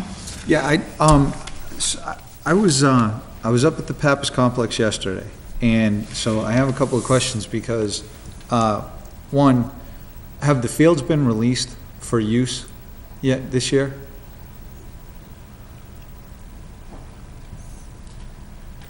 Good question. As far as an official release of the fields, the only fields that, if people are coming for permits from us, that we're allowing play on are the artificial turf fields at this point. Okay. So, that being said, do we have any mechanism for keeping people off of the other fields if they're not released? It's very difficult to control. Right. The baseball field specifically, there was a game going on the turf field. There were two teams practicing on the dirt field. The infield is completely destroyed because obviously people have been playing on it while the ground was still soft. So what's it going to entail to get that ready for the fields to be released? And secondly, who's going to pick up the cost for that? Well, the Parks Department is responsible for maintaining the field, so we do get a lot of help from the Little League in maintaining them. Once the fields are at a point where we can drag the infields and begin working the outfield and mowing it and raking it, we'll do that. Unfortunately, as much as people need to come to us for a permit to reserve the use of the field, if nobody has a permit and the fields are obviously, you have 4-foot chain link fences that people can open them, they can go on the fields. As much as we say, whether or not we release the fields, it's very difficult for us to police the fields. After hours, they can go and play ball, there aren't people there. The police probably aren't gonna go up there and start throwing people off the field. So unfortunately, as much as we try to control the use of the fields, it's a very difficult thing to police. So, that's the reality of the situation. We can say that the fields haven't been released and just allow play on the artificial turf fields at this point, but it's difficult to keep them off of the grass fields. And also, correct me if I'm wrong, but I think during the discussions, the area where we have the concerts, I thought that area was not supposed to be used for athletics in any way, shape, or form. We don't permit any athletic Okay. use of that field. So, I mean, these fields are getting torn up, and it's not just Pappas, there's other fields that I saw that have been used, and the infields are torn up because people use them when they were still somewhat muddy and soft. So we're spending additional time in the spring to repair these fields. Correct. Because we have no mechanism to police them. That's correct. And so that's additional time, additional money that we're spending on those that we could be using for something else in the I'll be town. open to suggestions on how you can Well, keep that's, people off the fields. that's why I'm raising the question. I don't have an answer, but Right. It's very difficult to control. Is there any signage? We do have signage Yeah, in some of them. Unfortunately, beyond the work hours, when DPW goes home, there's really no control on those fields. So even people who have their animals on the fields, they'll let them run around the fields, they close the gates, they sit in their cars while the animals run around the fields. Unfortunately, what it basically means is more maintenance for us.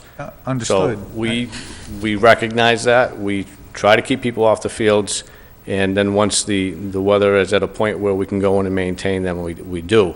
We've dragged some of the fields already at the high school, but that's artificial turf field. So unfortunately, in the grass fields, you can put signage up, you can tell people that the fields haven't been released, but you do have people who will still go up there and use those fields. Well, I mean, in the middle of the summer, obviously, it's not as, the dirt's hard and, it's not gonna cause as much of an issue. But looking at that infield, it's just destroyed. Well, And I understand your point, so that's, my purpose for bringing this up for discussion is to start the discussion, because I don't know if there is something we can do, but I'd like to at least try to entertain a Sure. way No, to absolutely. see if we can do something. I know they're fields for the town. I have kids who play sports on those fields. A lot of other people do, and, the leagues do try to do a good job maintaining them, and I understand what a pain it is for the town. I realize after hours, but if we could try to do something, especially in the spring during this time, that field is, that one's the worst of the ones I saw. It's just a mess. And I know what you're up against, so I'm just trying to start the discussion and see if we can figure something out that we can, I'm not Absolutely. looking for an answer tonight. Just want to start that discussion, at least bring it to the attention. I know you've seen it, maybe other people haven't, but Certainly, and We can any do suggestions something. that you or anyone else Okay. may have, would be All right. open to hear those suggestions. All right. Thank you. Thanks. Mr. Grossman? Madam Chair, Mr. Coyle, does everyone that uses a field require a permit? It's not required, but if you want to reserve the use of the field, you need a permit. So if you want to have a baseball game and you have a bunch of relatives over and you have 9 people that want to go play baseball, you can go play baseball on the field. There's no one there that's going to say, get off the field. But if you have a permit for that day, you can go there and you say, listen, I've reserved the field, I have a permit, and then the people are going to have to leave. Well, why don't we require permits, and anyone that's up there, on there, that shouldn't be, can be monitored by the department during the daytime hours. After those hours, if there's anyone on there, it can be monitored by the police department. I mean, we've had these discussions before relative to the required permit to even be on the field, and I know there's been lengthy discussions over it, and I think ultimately the decision was that the permit is to reserve the use of the field, because we don't, if there's 3 or 4 kids that want to go use the baseball field and they run over and go use the field and no one's using it, we don't want to go over there and say, you 3 kids need to get off the field, you don't have a permit. So it's tough to balance that requirement that you have to have a permit to use the field and still making sure the parks are available for the kids, for the town to use as well. So the permit reserves the use of the field, but we still allow people, obviously, to use the fields without a permit. I know it's not an easy issue, but I don't know, maybe there's something we can do. It's a mess. It's a shame to see. Yeah. And the other area, was being used by a bunch of folks playing soccer over by the bandstand, so that was kind of. Was anyone on the turf field at that point? The turf field was being used by, it looked like an Auburn league. Okay. One of the youth leagues. 'Cause Sure. there were a bunch of kids out there, they all had uniforms on, so some, it was, Okay. we'll see if there's anything else further that we can do. Okay. Thank you. Thank you, Mr. Coyle, for waiting. So I'm going to try to go back to the agenda. I know we do have another member item, but just so we don't miss anything, going back to Board of Selectmen items, drain layer license. In your packet, you have an application from Patriots Environmental Corporation in Oxford for a drain layers license. Per the board's policy, they do not need to be here, and Mr. Jeff Mitchell has included his comment saying that the application and check in the amount of $100 has been paid. They have done work in the town before that meets or exceeds the sewer division's rules and regulations. The motion to approve the license, provided all applicable requirements of the state, the town, and any of its departments, boards, and commissions have been fulfilled. Said license is subject to all the conditions stated upon it. Failure to comply with any and all conditions shall invalidate the license and render it null and void. Is there a second? Second. Any discussion? All those in favor? Aye. Any opposed, so voted. Okay, moving on with Board of Selectmen items. Item number 7, Zoning Board of Appeals. As you may recall, we had a recent resignation. That appointment was to actually just expire in June of 2014. So right now, the Zoning Board of Appeals is down one full member. Right now, we have 2 alternates, and those alternates move in to a regular position for voting purposes when needed. So we can either, and it will be at our next meeting, we can vote to move one of the alternates, and currently there are 2, into a full membership. We can wait until our appointments in June, because the resignation we had was to expire in June. So I'm wondering what the board would like to do. Mr. Holstrom? How many other appointments are due on June 30th of this year for the zoning board? So we have the one full that we have to fill that was due to expire, and then I believe that Chairman Coleman, There's Ed one other also. Coleman is, his term expires All right. in June. Madam Chair, Yes. doesn't the zoning board only meet once a month, I think? Yes. So we're talking about 2, possibly a third meetings, meeting. Maybe 3 meetings? Yeah. If we waited until the new term. And that's what, they do have 2 alternates. Mr. Bernie, they have 2 alternates who are currently sitting, serving, and moving into that full slot when needed? Yes, they do.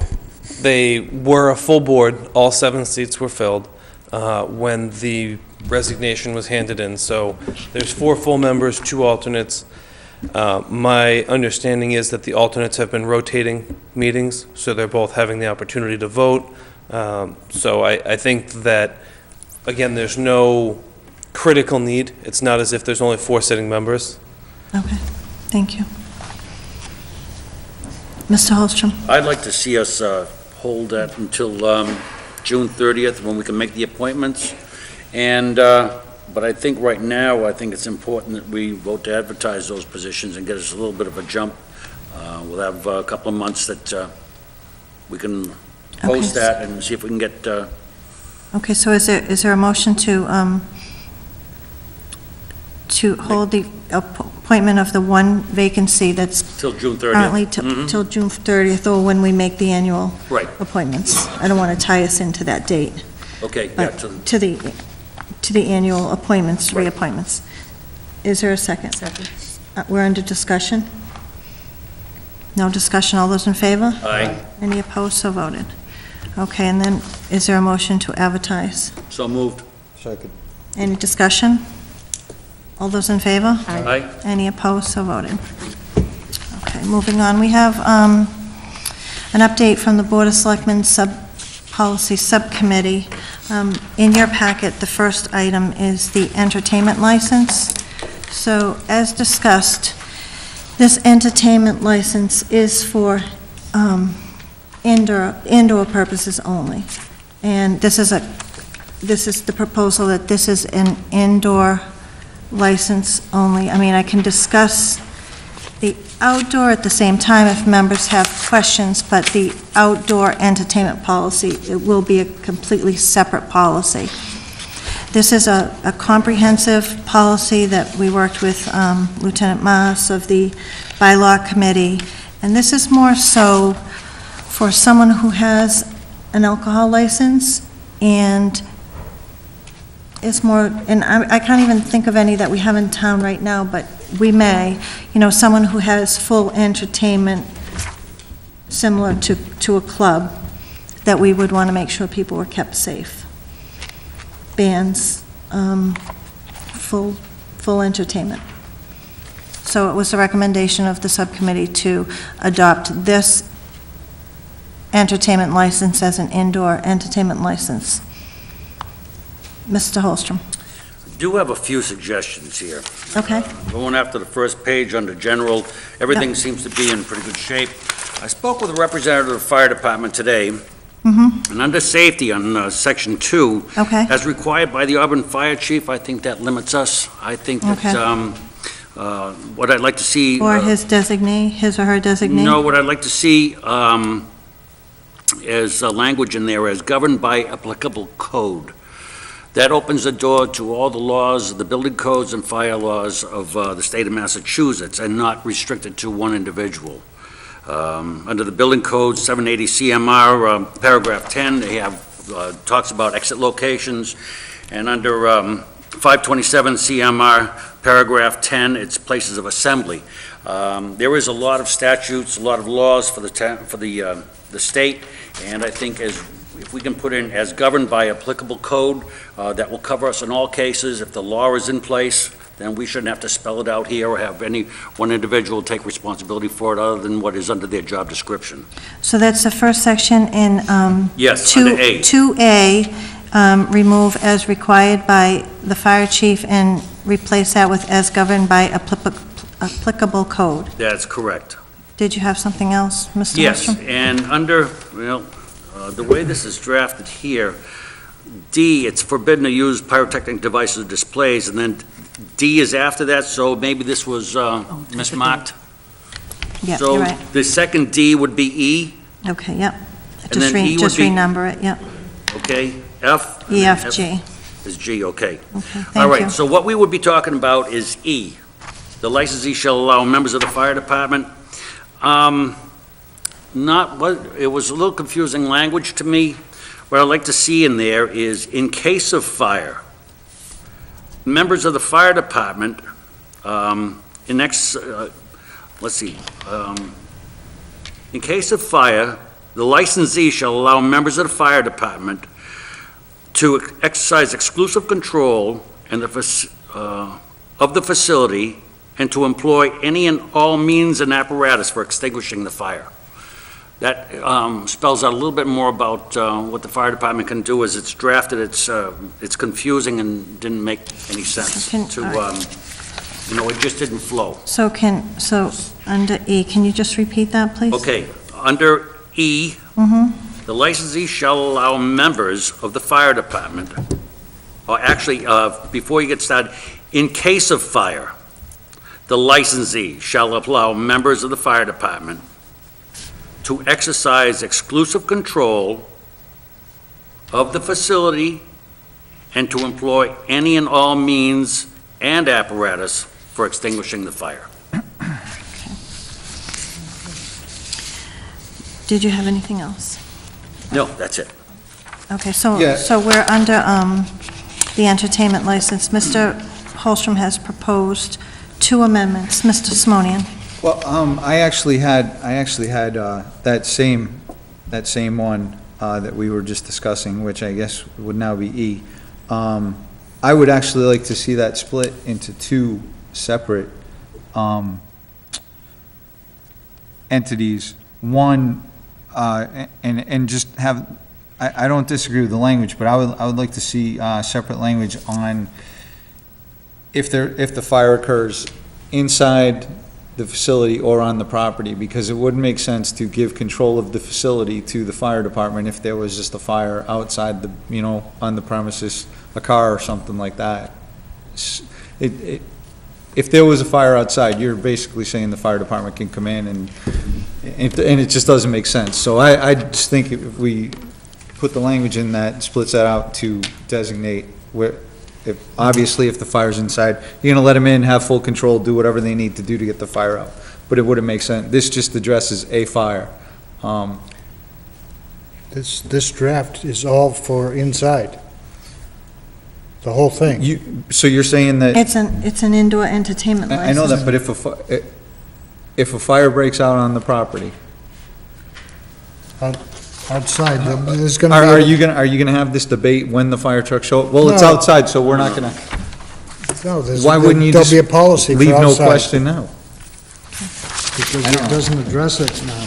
All right, Doesn't so, make sense. Well, excuse me, so, Mr. Simonian, I just want to be clear, you're looking for language that is specific to an interior fire? And I would actually put both entities in the indoor and outdoor so that they're distinguished in both policies. But I know we're only discussing the indoor right now, I just think, Okay. that way it's clear. Is there anything else?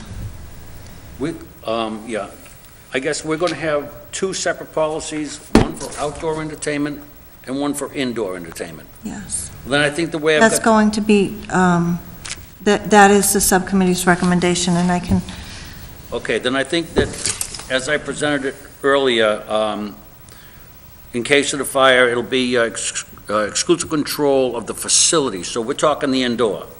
And if the next thing on the agenda tonight is gonna be outdoor, and we Yeah. want to do it, the property, we put property, just put the verbiage in there for property. To make life a little easier for all of us.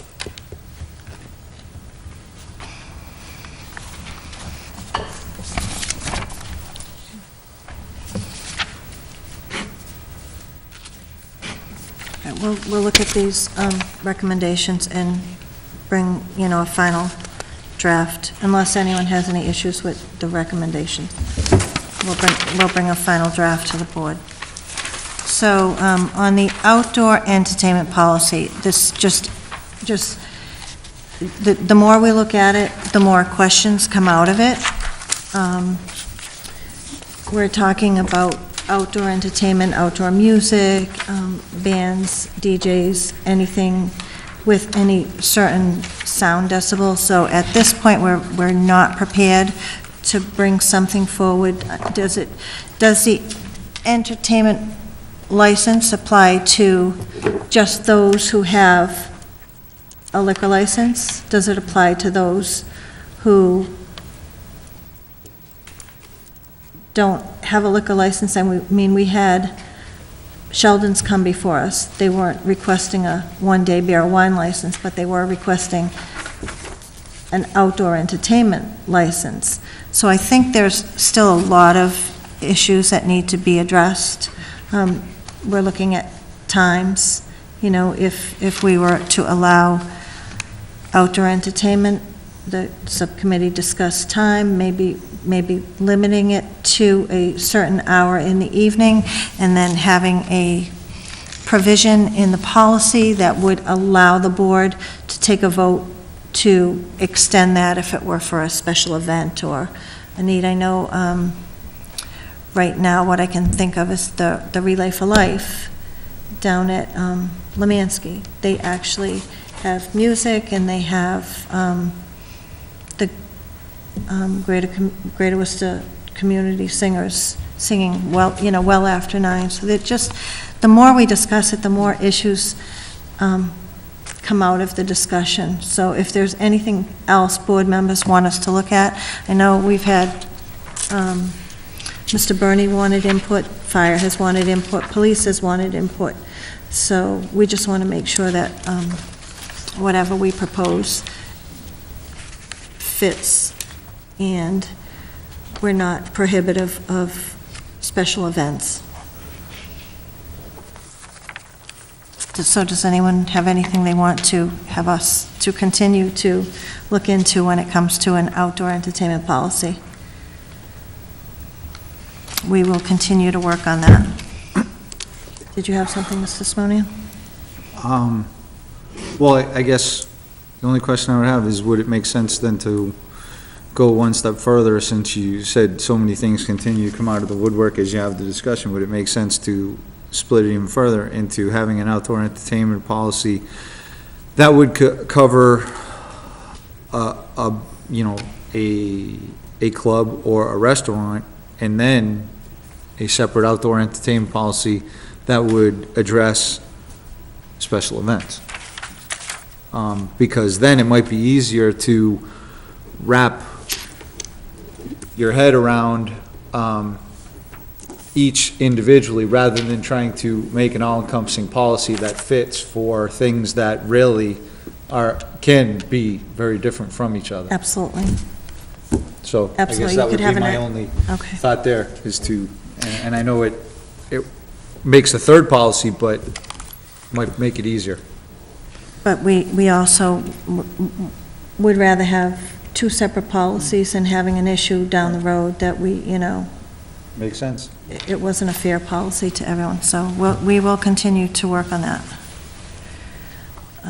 The next item is discussion and potential vote on member requests for policy that presentation and hearing items require explanations as member items. And Mrs. Brotherton was going to Yes. discuss this one. I'd like to thank you, Madam Chair. I know that the work that goes into these meetings can be difficult. You were sitting there. Yes, yes. As you sit there and do talk over a discussion, it's amazing how you can think of things and how they can differ. The next one was a proposed amendment to the Board of Selectmen agenda policy. And my understanding is that we're looking for more information in our packets when we're presenting something. And I'm having difficulty, I'm not quite sure where the question is coming from, because in retrospect, when we looked, and I'm using Mr. Platukas, I apologize, but I hope he's okay with that. Mr. Platukas does a presentation on the wind turbine. He comes and he brings us a packet, or any type of hearing. They come and they bring us a packet, and it seems to be applicable, and it seems to be essential for what we need to make a decision. However, tonight's was a little off, I thought, with the golf course. Maybe we could have utilized a little more written information prior to that. And I'm not quite sure if this is where that stands, or was the issue with someplace else. I'm not sure. With member items? And well, I know when we discussed this and the presentation and the hearing, so there are Right. two separate issues as we Right. discussed. A hearing, I mean, we receive everything we need. We have, whether it was advertised in the newspaper, a butter notification, et cetera, and the application. We pretty much have what we need when it comes to a hearing.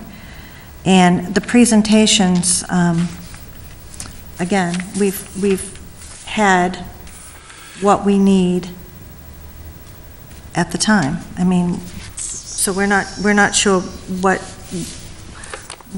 the board is looking for this. Mr. Simonian? Well, I'll give you the same example that I used in the past. We're saying that we put a policy in place for member items so that the public would have a better understanding of anything that was going to be discussed under member items. Just give a basic reason. And as far as presentations go, I'm asking for the same level of detail for that. And my example was what occurred here last spring. The chair of the school committee put a very broad subject. It was basically Auburn Middle School, which I could think of probably 20 things off the top of my head and probably 1,000 if I sat down and wrote out a list. that could be discussed under that heading. So there is really no way for the public to prepare for anything that was going to be, for what was actually going to be discussed. And then with that broad sweeping brush of just a discussion of the middle school, he used that to come up here and basically launch an attack on me, which I had no way of knowing that he was going to do that, since there was no detail in what he was presenting. So I'm just saying, for this, if we're going to hold member items to that, presentation should be held to the same level. So I'll just, And you're right. I most of don't the- have the specific language, I just know that it was Dr. Brunel who had put that member item on, and I'm quite sure that it was more than just Auburn Middle School. Well, it may have been, but it was very generic, let's put it that way. And it was on there, and there was nothing that would indicate that he was going to stand up here and call me a liar in front of a packed room. So, that's A, childish, and B, I think that we should have had some indication that that's what was going to occur here. I don't recall the chairman calling you a liar. Oh, he did. Okay, well, I'll look at the tape. Mr. Holstrom? I think the best thing we can do here is, and I think the perfect example is of tonight. Under 5A and B, we had report on bond rating results, A, presentation. They gave us a handout. We knew what was coming. Report on the bond rating results. Presentation of audited 2013 financial statements by Thomas Scanlon Jr. It pretty much spells out what they were going to do, and they gave us backup information. With regard to any other presentations coming forward, probably to do the same thing, and probably just give us a little bit of a sheet of paper with a little bit of summary information that they're going to talk about. You can't put everything on the agenda. No, that's all I'm asking for. What you just pointed out on here is perfectly acceptable. But to just put some broad statement up there like that, and then, go off like Mr. Laurie did, Well, if I may. you basically condone a Excuse me. personal attack. If that's acceptable to board members, then, like we have the presentations tonight on 5A and B, I think we'd go forward with that, but then if anybody's going to come forward, give us maybe a sheet of numbers or just a basic summary of what they're going to be talking about. Then everybody's on the same page, we'll understand exactly what's going to go on. If any discussion is generated from there, well, so be it, but, at least we'll be on the one topic, we'll have some summary of what they're going to be speaking on. That's all I'm asking. Mrs. Brotherton, did you have your hand up? In the past, we have had stuff written down, Mr. Simonian. I believe there has been things from member items by Mr. Simonian, if you were going to speak and stuff. There You're have right, been that's those. our policy now. And But we didn't receive inserts or anything like that, and that was in response to a middle school. No, what I'm asking, I don't understand, you're confusing two different things. We, under, our member item policy Right. said, and the member items I've submitted since then have been titled and given a line of explanation as to what I was going to basically bring up under that member item. And that's according to policy, and I've done that the 2 or 3 times I've had a member item since we put that policy in place. So the argument for having that policy was to allow the public to be better prepared for anything that we were going to discuss in the member item. So I'm asking that we hold presentations to the same level of accountability. A single line, as Mr. Holstrom just said, I think is sufficient. It explains what is going to be discussed under that heading. And therefore, you won't have a situation like what happened here last spring. Because hopefully the chair would put a stop to it and say that's not what you said you were going to talk about. That's all I'm asking. You can't flip-flop back and forth and say, we're going to hold members to a certain level of accountability, we're going to let everybody else do whatever they want. Doesn't make sense. So it should be the same for both or neither for both, not one for one and a different one for the other. It just doesn't make sense. It's more of flip-flopping, and it...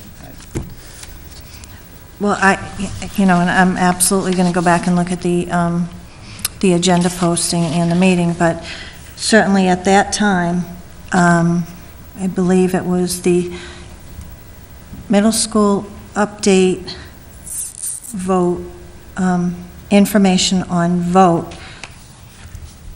Certainly that allows for discussion. You know, again, you were concerned with adopting a policy because of one issue. We've gone back and looked at it, and there's been no other time and no other concern than this one time, which I still believe that we had information for the agenda item. So you make the argument that the public should be as prepared as possible for member items, but not necessarily the same for presentations. And essentially, there was nothing in there that said Mr. Laurie was going to come up here and read a prepared statement basically attacking me, is pretty much what he did. And it was, and I guess so that is condoned by this board, that someone can come up here and do that, and completely unprepared, there's no response.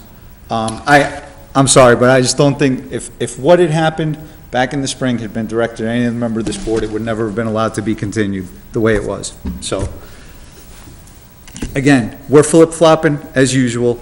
We put a policy in place, we argue for it, we say the public should be as prepared as possible. I ask for the same thing as far as a presentation to make sure that doesn't happen again. Nope, now the argument is, well, the public doesn't need to be as prepared. Come on. But you can't, but we've had cases where even a member has a prepared statement, yet the other members don't have it. That's why, supposedly why we put our policy in place. We haven't had that happen since the policy was in place. I'm not sure about that. And you yourself have advocated over and over and over again that the public should be able to be as prepared as possible for anything that's going to happen here at the meeting. That's essentially what I'm asking for, and now the argument is on the other side. Mr. Holstrom? This is an open meeting. You can't be prepared for every step of the way of what's going to happen. I made that same argument. You just, Mr. Simone, Mr. Holstrom speaking. Okay. You can't be prepared for every little bit. It is an open meeting. But I do understand that, yeah, we should have something on the agenda as on the presentation, and then we should be followed up in our package so that we know exactly what's going on. If discussion ensues because of something that came up, then you know what? We can't plan for all of it. If you can plan for all of it, then I want to see your crystal ball. Okay, Mr. Simonian? let's walk back into reality and stop this foolishness. I never said, obviously, we've had discussion that has erupted from several agenda items, you're right, can never be prepared for that. I'm asking for something very simple. The same level of accountability for presentations that we have for member items, under the same argument that all of you made, that the public should be able to be as prepared as possible for anything, for the initial discussion. No one's going to be prepared for the aftermath of anything that comes out of that discussion. But once again, the argument that was made for doing it for member items is now moot and being argued, and the other side of the coin is being argued. So we pretty much look, we're back to the flip-flopping in the public's eye, and we argued one thing, now we're arguing something else. It's absolutely ridiculous. It really is. I mean, this is just a joke, honestly. I disagree. The same people who made, and Mr. Holstrom just used my exact words for why we shouldn't do it for member items, because you can never be prepared. And now he's using the same argument I made several months ago for something completely different. Okay. So here we go. Mr. Grossman? Mr. Simonian, you said this happened to you a year ago, and since then, it's really happened. That's a year ago, it's in the past, forget about it. No, that Don't is the keep most bringing it up. ridiculous argument I've ever heard in my life. Okay. That doesn't even make sense on any level. Neither do you. That is the most foolish. Excuse me. Does the board want to take action on this? Okay. Is there a motion? Yeah, I make a motion to adopt the policy to require the same level of accountability for presentations that we do for Board of Selectmen items. And one simple line describing them, the item will be sufficient. Is there a second? Of course not.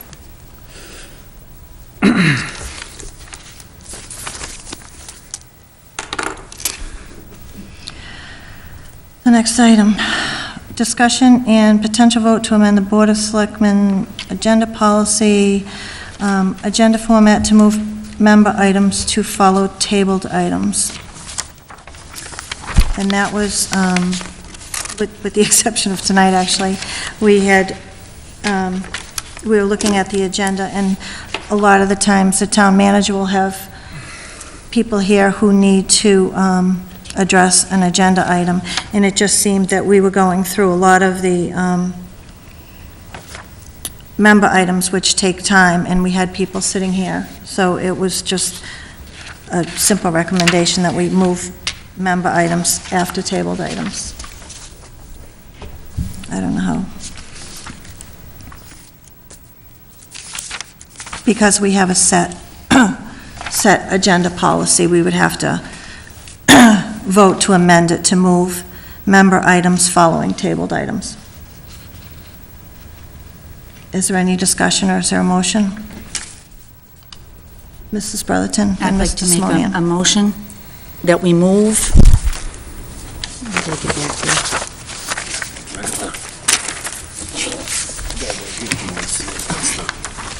Want to move member items here, 6B. Like to move 6B after 8 tabled items. Is there a second? Second. Discussion, Mr. Simonian? Wait a minute, so this is a permanent change to the agenda?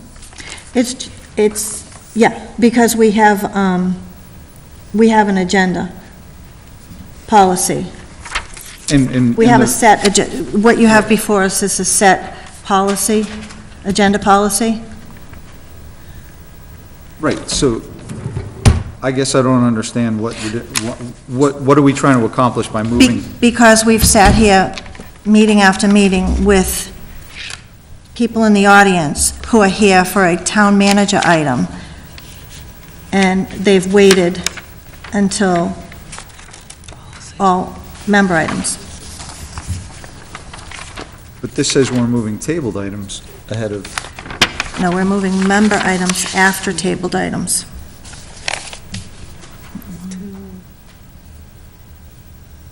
oh, I see, okay. To move member items following tabled items, just so we're not leaving people sitting here. This is just part of the subcommittee's ongoing review. Is there anything else? All those in favor? Aye. Any opposed, so voted. And the last one is the update on the amendment to the formation of the committee policy and the appointment process, which has come up a couple of times. So we've had this before the subcommittee a couple of times. Mrs. Brotherton is also going to address this. Yes, regarding this policy, I'm thinking, Madam Chair and myself thought that it would be in best interest to take a look at the application for the position that the resident was applying for, so that we may be able to ask 3 basic questions, and that would allow each of the select board to ask, 1, possibly 2 questions at the end. What we would like to see incorporated is, why did you apply for this particular board? What do you feel as though you can bring to the board? And do you have any time constraints that would affect you serving on this board? I think it goes without saying that any time that we have somebody come up here and we're interviewing, I think we all need to keep in mind that respect, to treat all applicants with nothing but respect, and as we would like to do to anyone else also. And if I can just add, in the discussion, we felt that if we included these 3 basic questions on the application, then it may give board members, information to prepare, because we really don't want to limit board members to questions they may have. everyone has a right to ask their own questions, but it may give enough information that there wouldn't be as many follow-up questions by board members as required. Do we have a copy of this? Update? No, this is under discussion, so we would bring it for a vote if we wanted some feedback, because this has been kind of a hot button. These are just my notes. This is kind of a hot button. What were the 3 questions? Why did you choose this particular board? What do you feel as though you could bring to the board? There are a few, I believe, excerpts of what they've had for I education. think you're going to get the same answer for both of those questions. I don't understand, I'm sorry. I Why think did you come? if you ask those 2 questions of someone, you're going to get the same answer. Mr. Holstrom had a question. I think with the suggestions we have here tonight is why apply, what bring to the board, and what time constraints you have for attendance. I think that'll give us a decent start for the application process and for the interview. I think that's 3 good starts, and then we can take it from there. And I think Again, that'll we be, good didn't, information. there was a recommendation to limit the number of questions that board members asked, and we just, under discussion, we really don't want to restrict the questions that members ask, but if an applicant has an opportunity to answer those questions prior to the meeting, that may help members develop their own questions the night of the interview process. Mr. Simonian? If you were to ask someone that first question, why did you apply for this board? I would think that the average person is going to go into their background and skill set and tell you what they feel is their strong suit, and that's what so then you ask the follow-up question, what do you consider your strengths? You're going to pretty much get the same. So I'd like to see a different question for one of those 2, because they're pretty much almost asking the same thing. Okay. I do know that when you interview someone, I know that people can get very nervous, and sometimes if they're able to write down, if they have a question, it's much easier for them to write something down than to do face-to-face. But as far as the 2 questions, But aren't those Right. questions are not, I thought Ambiguous. any questions we asked people weren't going to have an opportunity to prepare for those. no, I don't think it was, I think this, Mr. Simonian, this was just in general, so that we have an idea of what they're Okay, coming. right. So I'm just saying, I think the average person, if you say, why did you, well, these are my strong suits, this is what I'm really good at, this is what I do, this is my background, and then you're going to ask them what's your skill set. Well, I've pretty much already answered that, haven't I? Well, that would probably fall under the skill set. What do you bring? Why did you do Right, it? They so may that's have what an I'm saying. interest, like real You're estate going to get law. the same question for They might both. be into Guys, real I just- estate. It's hard to follow the back and Okay. forth. I So, just think the questions are similar, and you're probably going to get the same answer, or, maybe the deer in the headlight look, well, didn't I just answer that question for you? They're pretty similar. Okay. so the sense of the policy to amend, rather than adopting a policy that would be restrictive of the interview process, the board is recommending changing the application to include 3 basic questions that the applicant would have an opportunity to complete prior to the interview. And that way, members would still have an opportunity to ask questions, but that would also give us general information as to why they want to serve on a board, whether they have time constraints, and what their interest is in that particular board. And I would think someone may have my opinion is someone may have a different answer for why they want to serve on the planning board as to why you would want to serve on the Recreation and Culture Committee. No, I understand. Those aren't our boards, but I'm saying, zoning board of appeals or finance. No, I understand that. I'm just, the first 2 questions, I would rather see something like, off the top of my head, rather than why do you want to serve on this board? What do you hope to accomplish, or what is your goal in?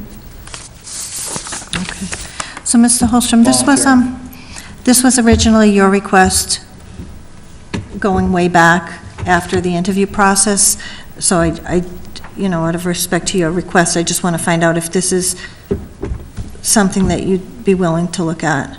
I absolutely, Okay. definitely will take a look at that again, and I will get back to you with, just hearing the suggestions tonight, I will definitely get back to you with that so that you can go to the next subcommittee meeting and Okay. with so- some information. Yeah, so it's not, again, it's to not restrict the questions, but hopefully get some information so that, when the applicant is here, I would think that we would have enough information for each member to ask one or maybe, a second follow-up question. Terrific. I will get that to you. So if there's nothing else on those, just under member items, just a reminder that we are meeting next week, March 31. We have no hearings, presentations, or anything. This is strictly for goals and objectives 2014 of the town manager, as well as the board. If there's something that we need to address that doesn't require someone to come in or a hearing, then, we may throw that on the agenda if it's something that needs to be addressed, but otherwise, it'll be what we consider, a working session. Did you have And that will anything be on that? next Monday night. That is, and an early start, Mr. Simonian, 6:30 still work for you? Okay. So that would be 6:30. So under town manager items, the town manager may have something additional? I just wanted, it's actually on here, as to item A, I wanted to speak to the board, both to Mrs. Brotherton and Mr. Holstrom, who both made a comment, and I couldn't agree more. We needed more information on the green space. We had originally put this item on there, hoping we would have all the information so we could bring a recommendation to you. When we realized that we didn't have all the information in the beginning, that's when I said, we're not ready to make that recommendation, so I'm glad you did make that motion. Again, we had hoped to have it.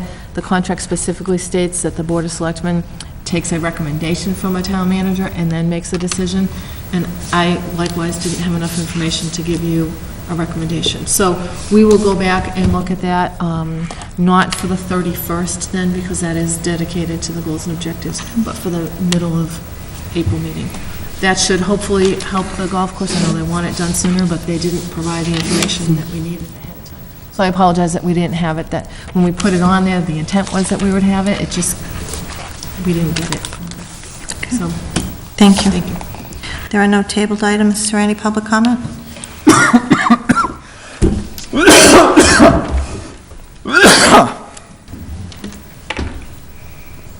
Joe Hamill. There have been many people who have come up here with presentations and have not had a package to deliver to the board. They have something to say and they bring it in. A year ago, Mr. Laurie, chairman of the school committee, came in and presented the true facts on the middle school building project. He didn't attack you. He brought in the facts. I don't want you to talk directly to I'm not going to dance off of the this chair. one. But Mr. Laurie came in and presented the facts. Well, as in every other And issue he that is comes not the only before the person that's board. come in here and made a presentation without giving something to the board. Okay. And with every other issue that comes before the board, the record and the minutes and the tapes are all available. Mr. Simonian? Yeah, I'm just going to quickly respond to that. I mean, my response is this. Mr. Hamill's made it clear over the 4 years that I've sat on this board that he has a personal hatred of me. He has done everything in his power to tarnish my reputation, including blatantly lying and saying that he filed a ethics complaint or that he was part of an ethics complaint that had been filed against me, which never was actually filed.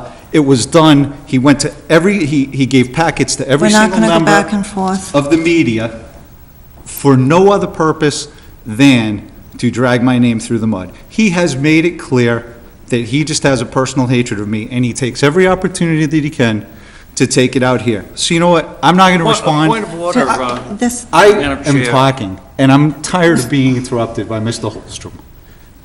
Mr. Holstrom called a point of order. What's your point of order? Order here, I believe that this is unbecoming board members to be discussion, to be held like this. I don't agree with this. Point of order addresses policy. I know what point of order is. Mr. Simone, you can finish, but Okay. we're not going to make personal attacks. I'm not making any personal attacks. I'm just making a point. Mr. Hamel has made personal attacks against me, standing right there several times. He has been allowed to do it where other people have been gavelled for any immediate comment towards a member of this board. He has been allowed to do it to me over and over and over again. I'm not seeing the attack here. Really? Honestly. Mr. Laurie came up here and he flat out lied. Okay. We're not going to call the chairman of the school committee a liar, and he's not here. I'm not going to get into that, but We're absolutely not going to call the chairman of the Mr. school Hamel committee a has made it liar. clear that he has a personal hatred and a personal vendetta against me. He has done it over and over and over again, okay? And he's been allowed to do it time and time again. No other member of this board, in the time I've sat here, has anyone been allowed to speak to them or about them the way that Mr. Hamel has to me. So it's apparently condoned. And I'm sick and tired of it. But you know Mr. what? Simonian, I'm I just had the gonna say gavel one in my, last no, thing. I'm gonna say it. I had the gavel in my hand, ready to gavel Mr. Hamel out of order. What he said was what happened that night at the meeting. In his opinion. It was not, In his opinion. Mr. Simonian, if anyone disagrees with you, it's their opinion. There's never facts for anything. Of course there's facts. The chairman came in his role as school committee chairman, when there was a vote before the town. The superintendent was here. They were here to do a presentation on the middle school vote and update, and the chairman Personally attacked me. No, gave factual information to the voters. It wasn't factual. He said, he put words in my mouth that I never said. So to me, He that had is your being... words in front of him. That is being dishonest. He Well, had- just because he Mr. read it, we're it's done. true? I'm not gonna argue. We're done with this issue. Mr. Hamel, we're done. I did not file Mr. Hamel. the ethics complaint against you. Mr. Hamel, As usual. we're done with this. Of course, you didn't But- take me to the senior center, Mr. did you? Hamel, we're you go. done. We're done, Mr. Hamel. We have the minutes of August 12, 2013 before us. Are there any corrections or omissions? The chair will accept them as written, and sadly, because, it was supposed to be a positive thing, I'll entertain a motion to adjourn in memory of former Selectman John. We adjourn and keep in our thoughts the memory of John Dvarkas III. Is there a second? All those in favor? Aye. Any opposed, so voted.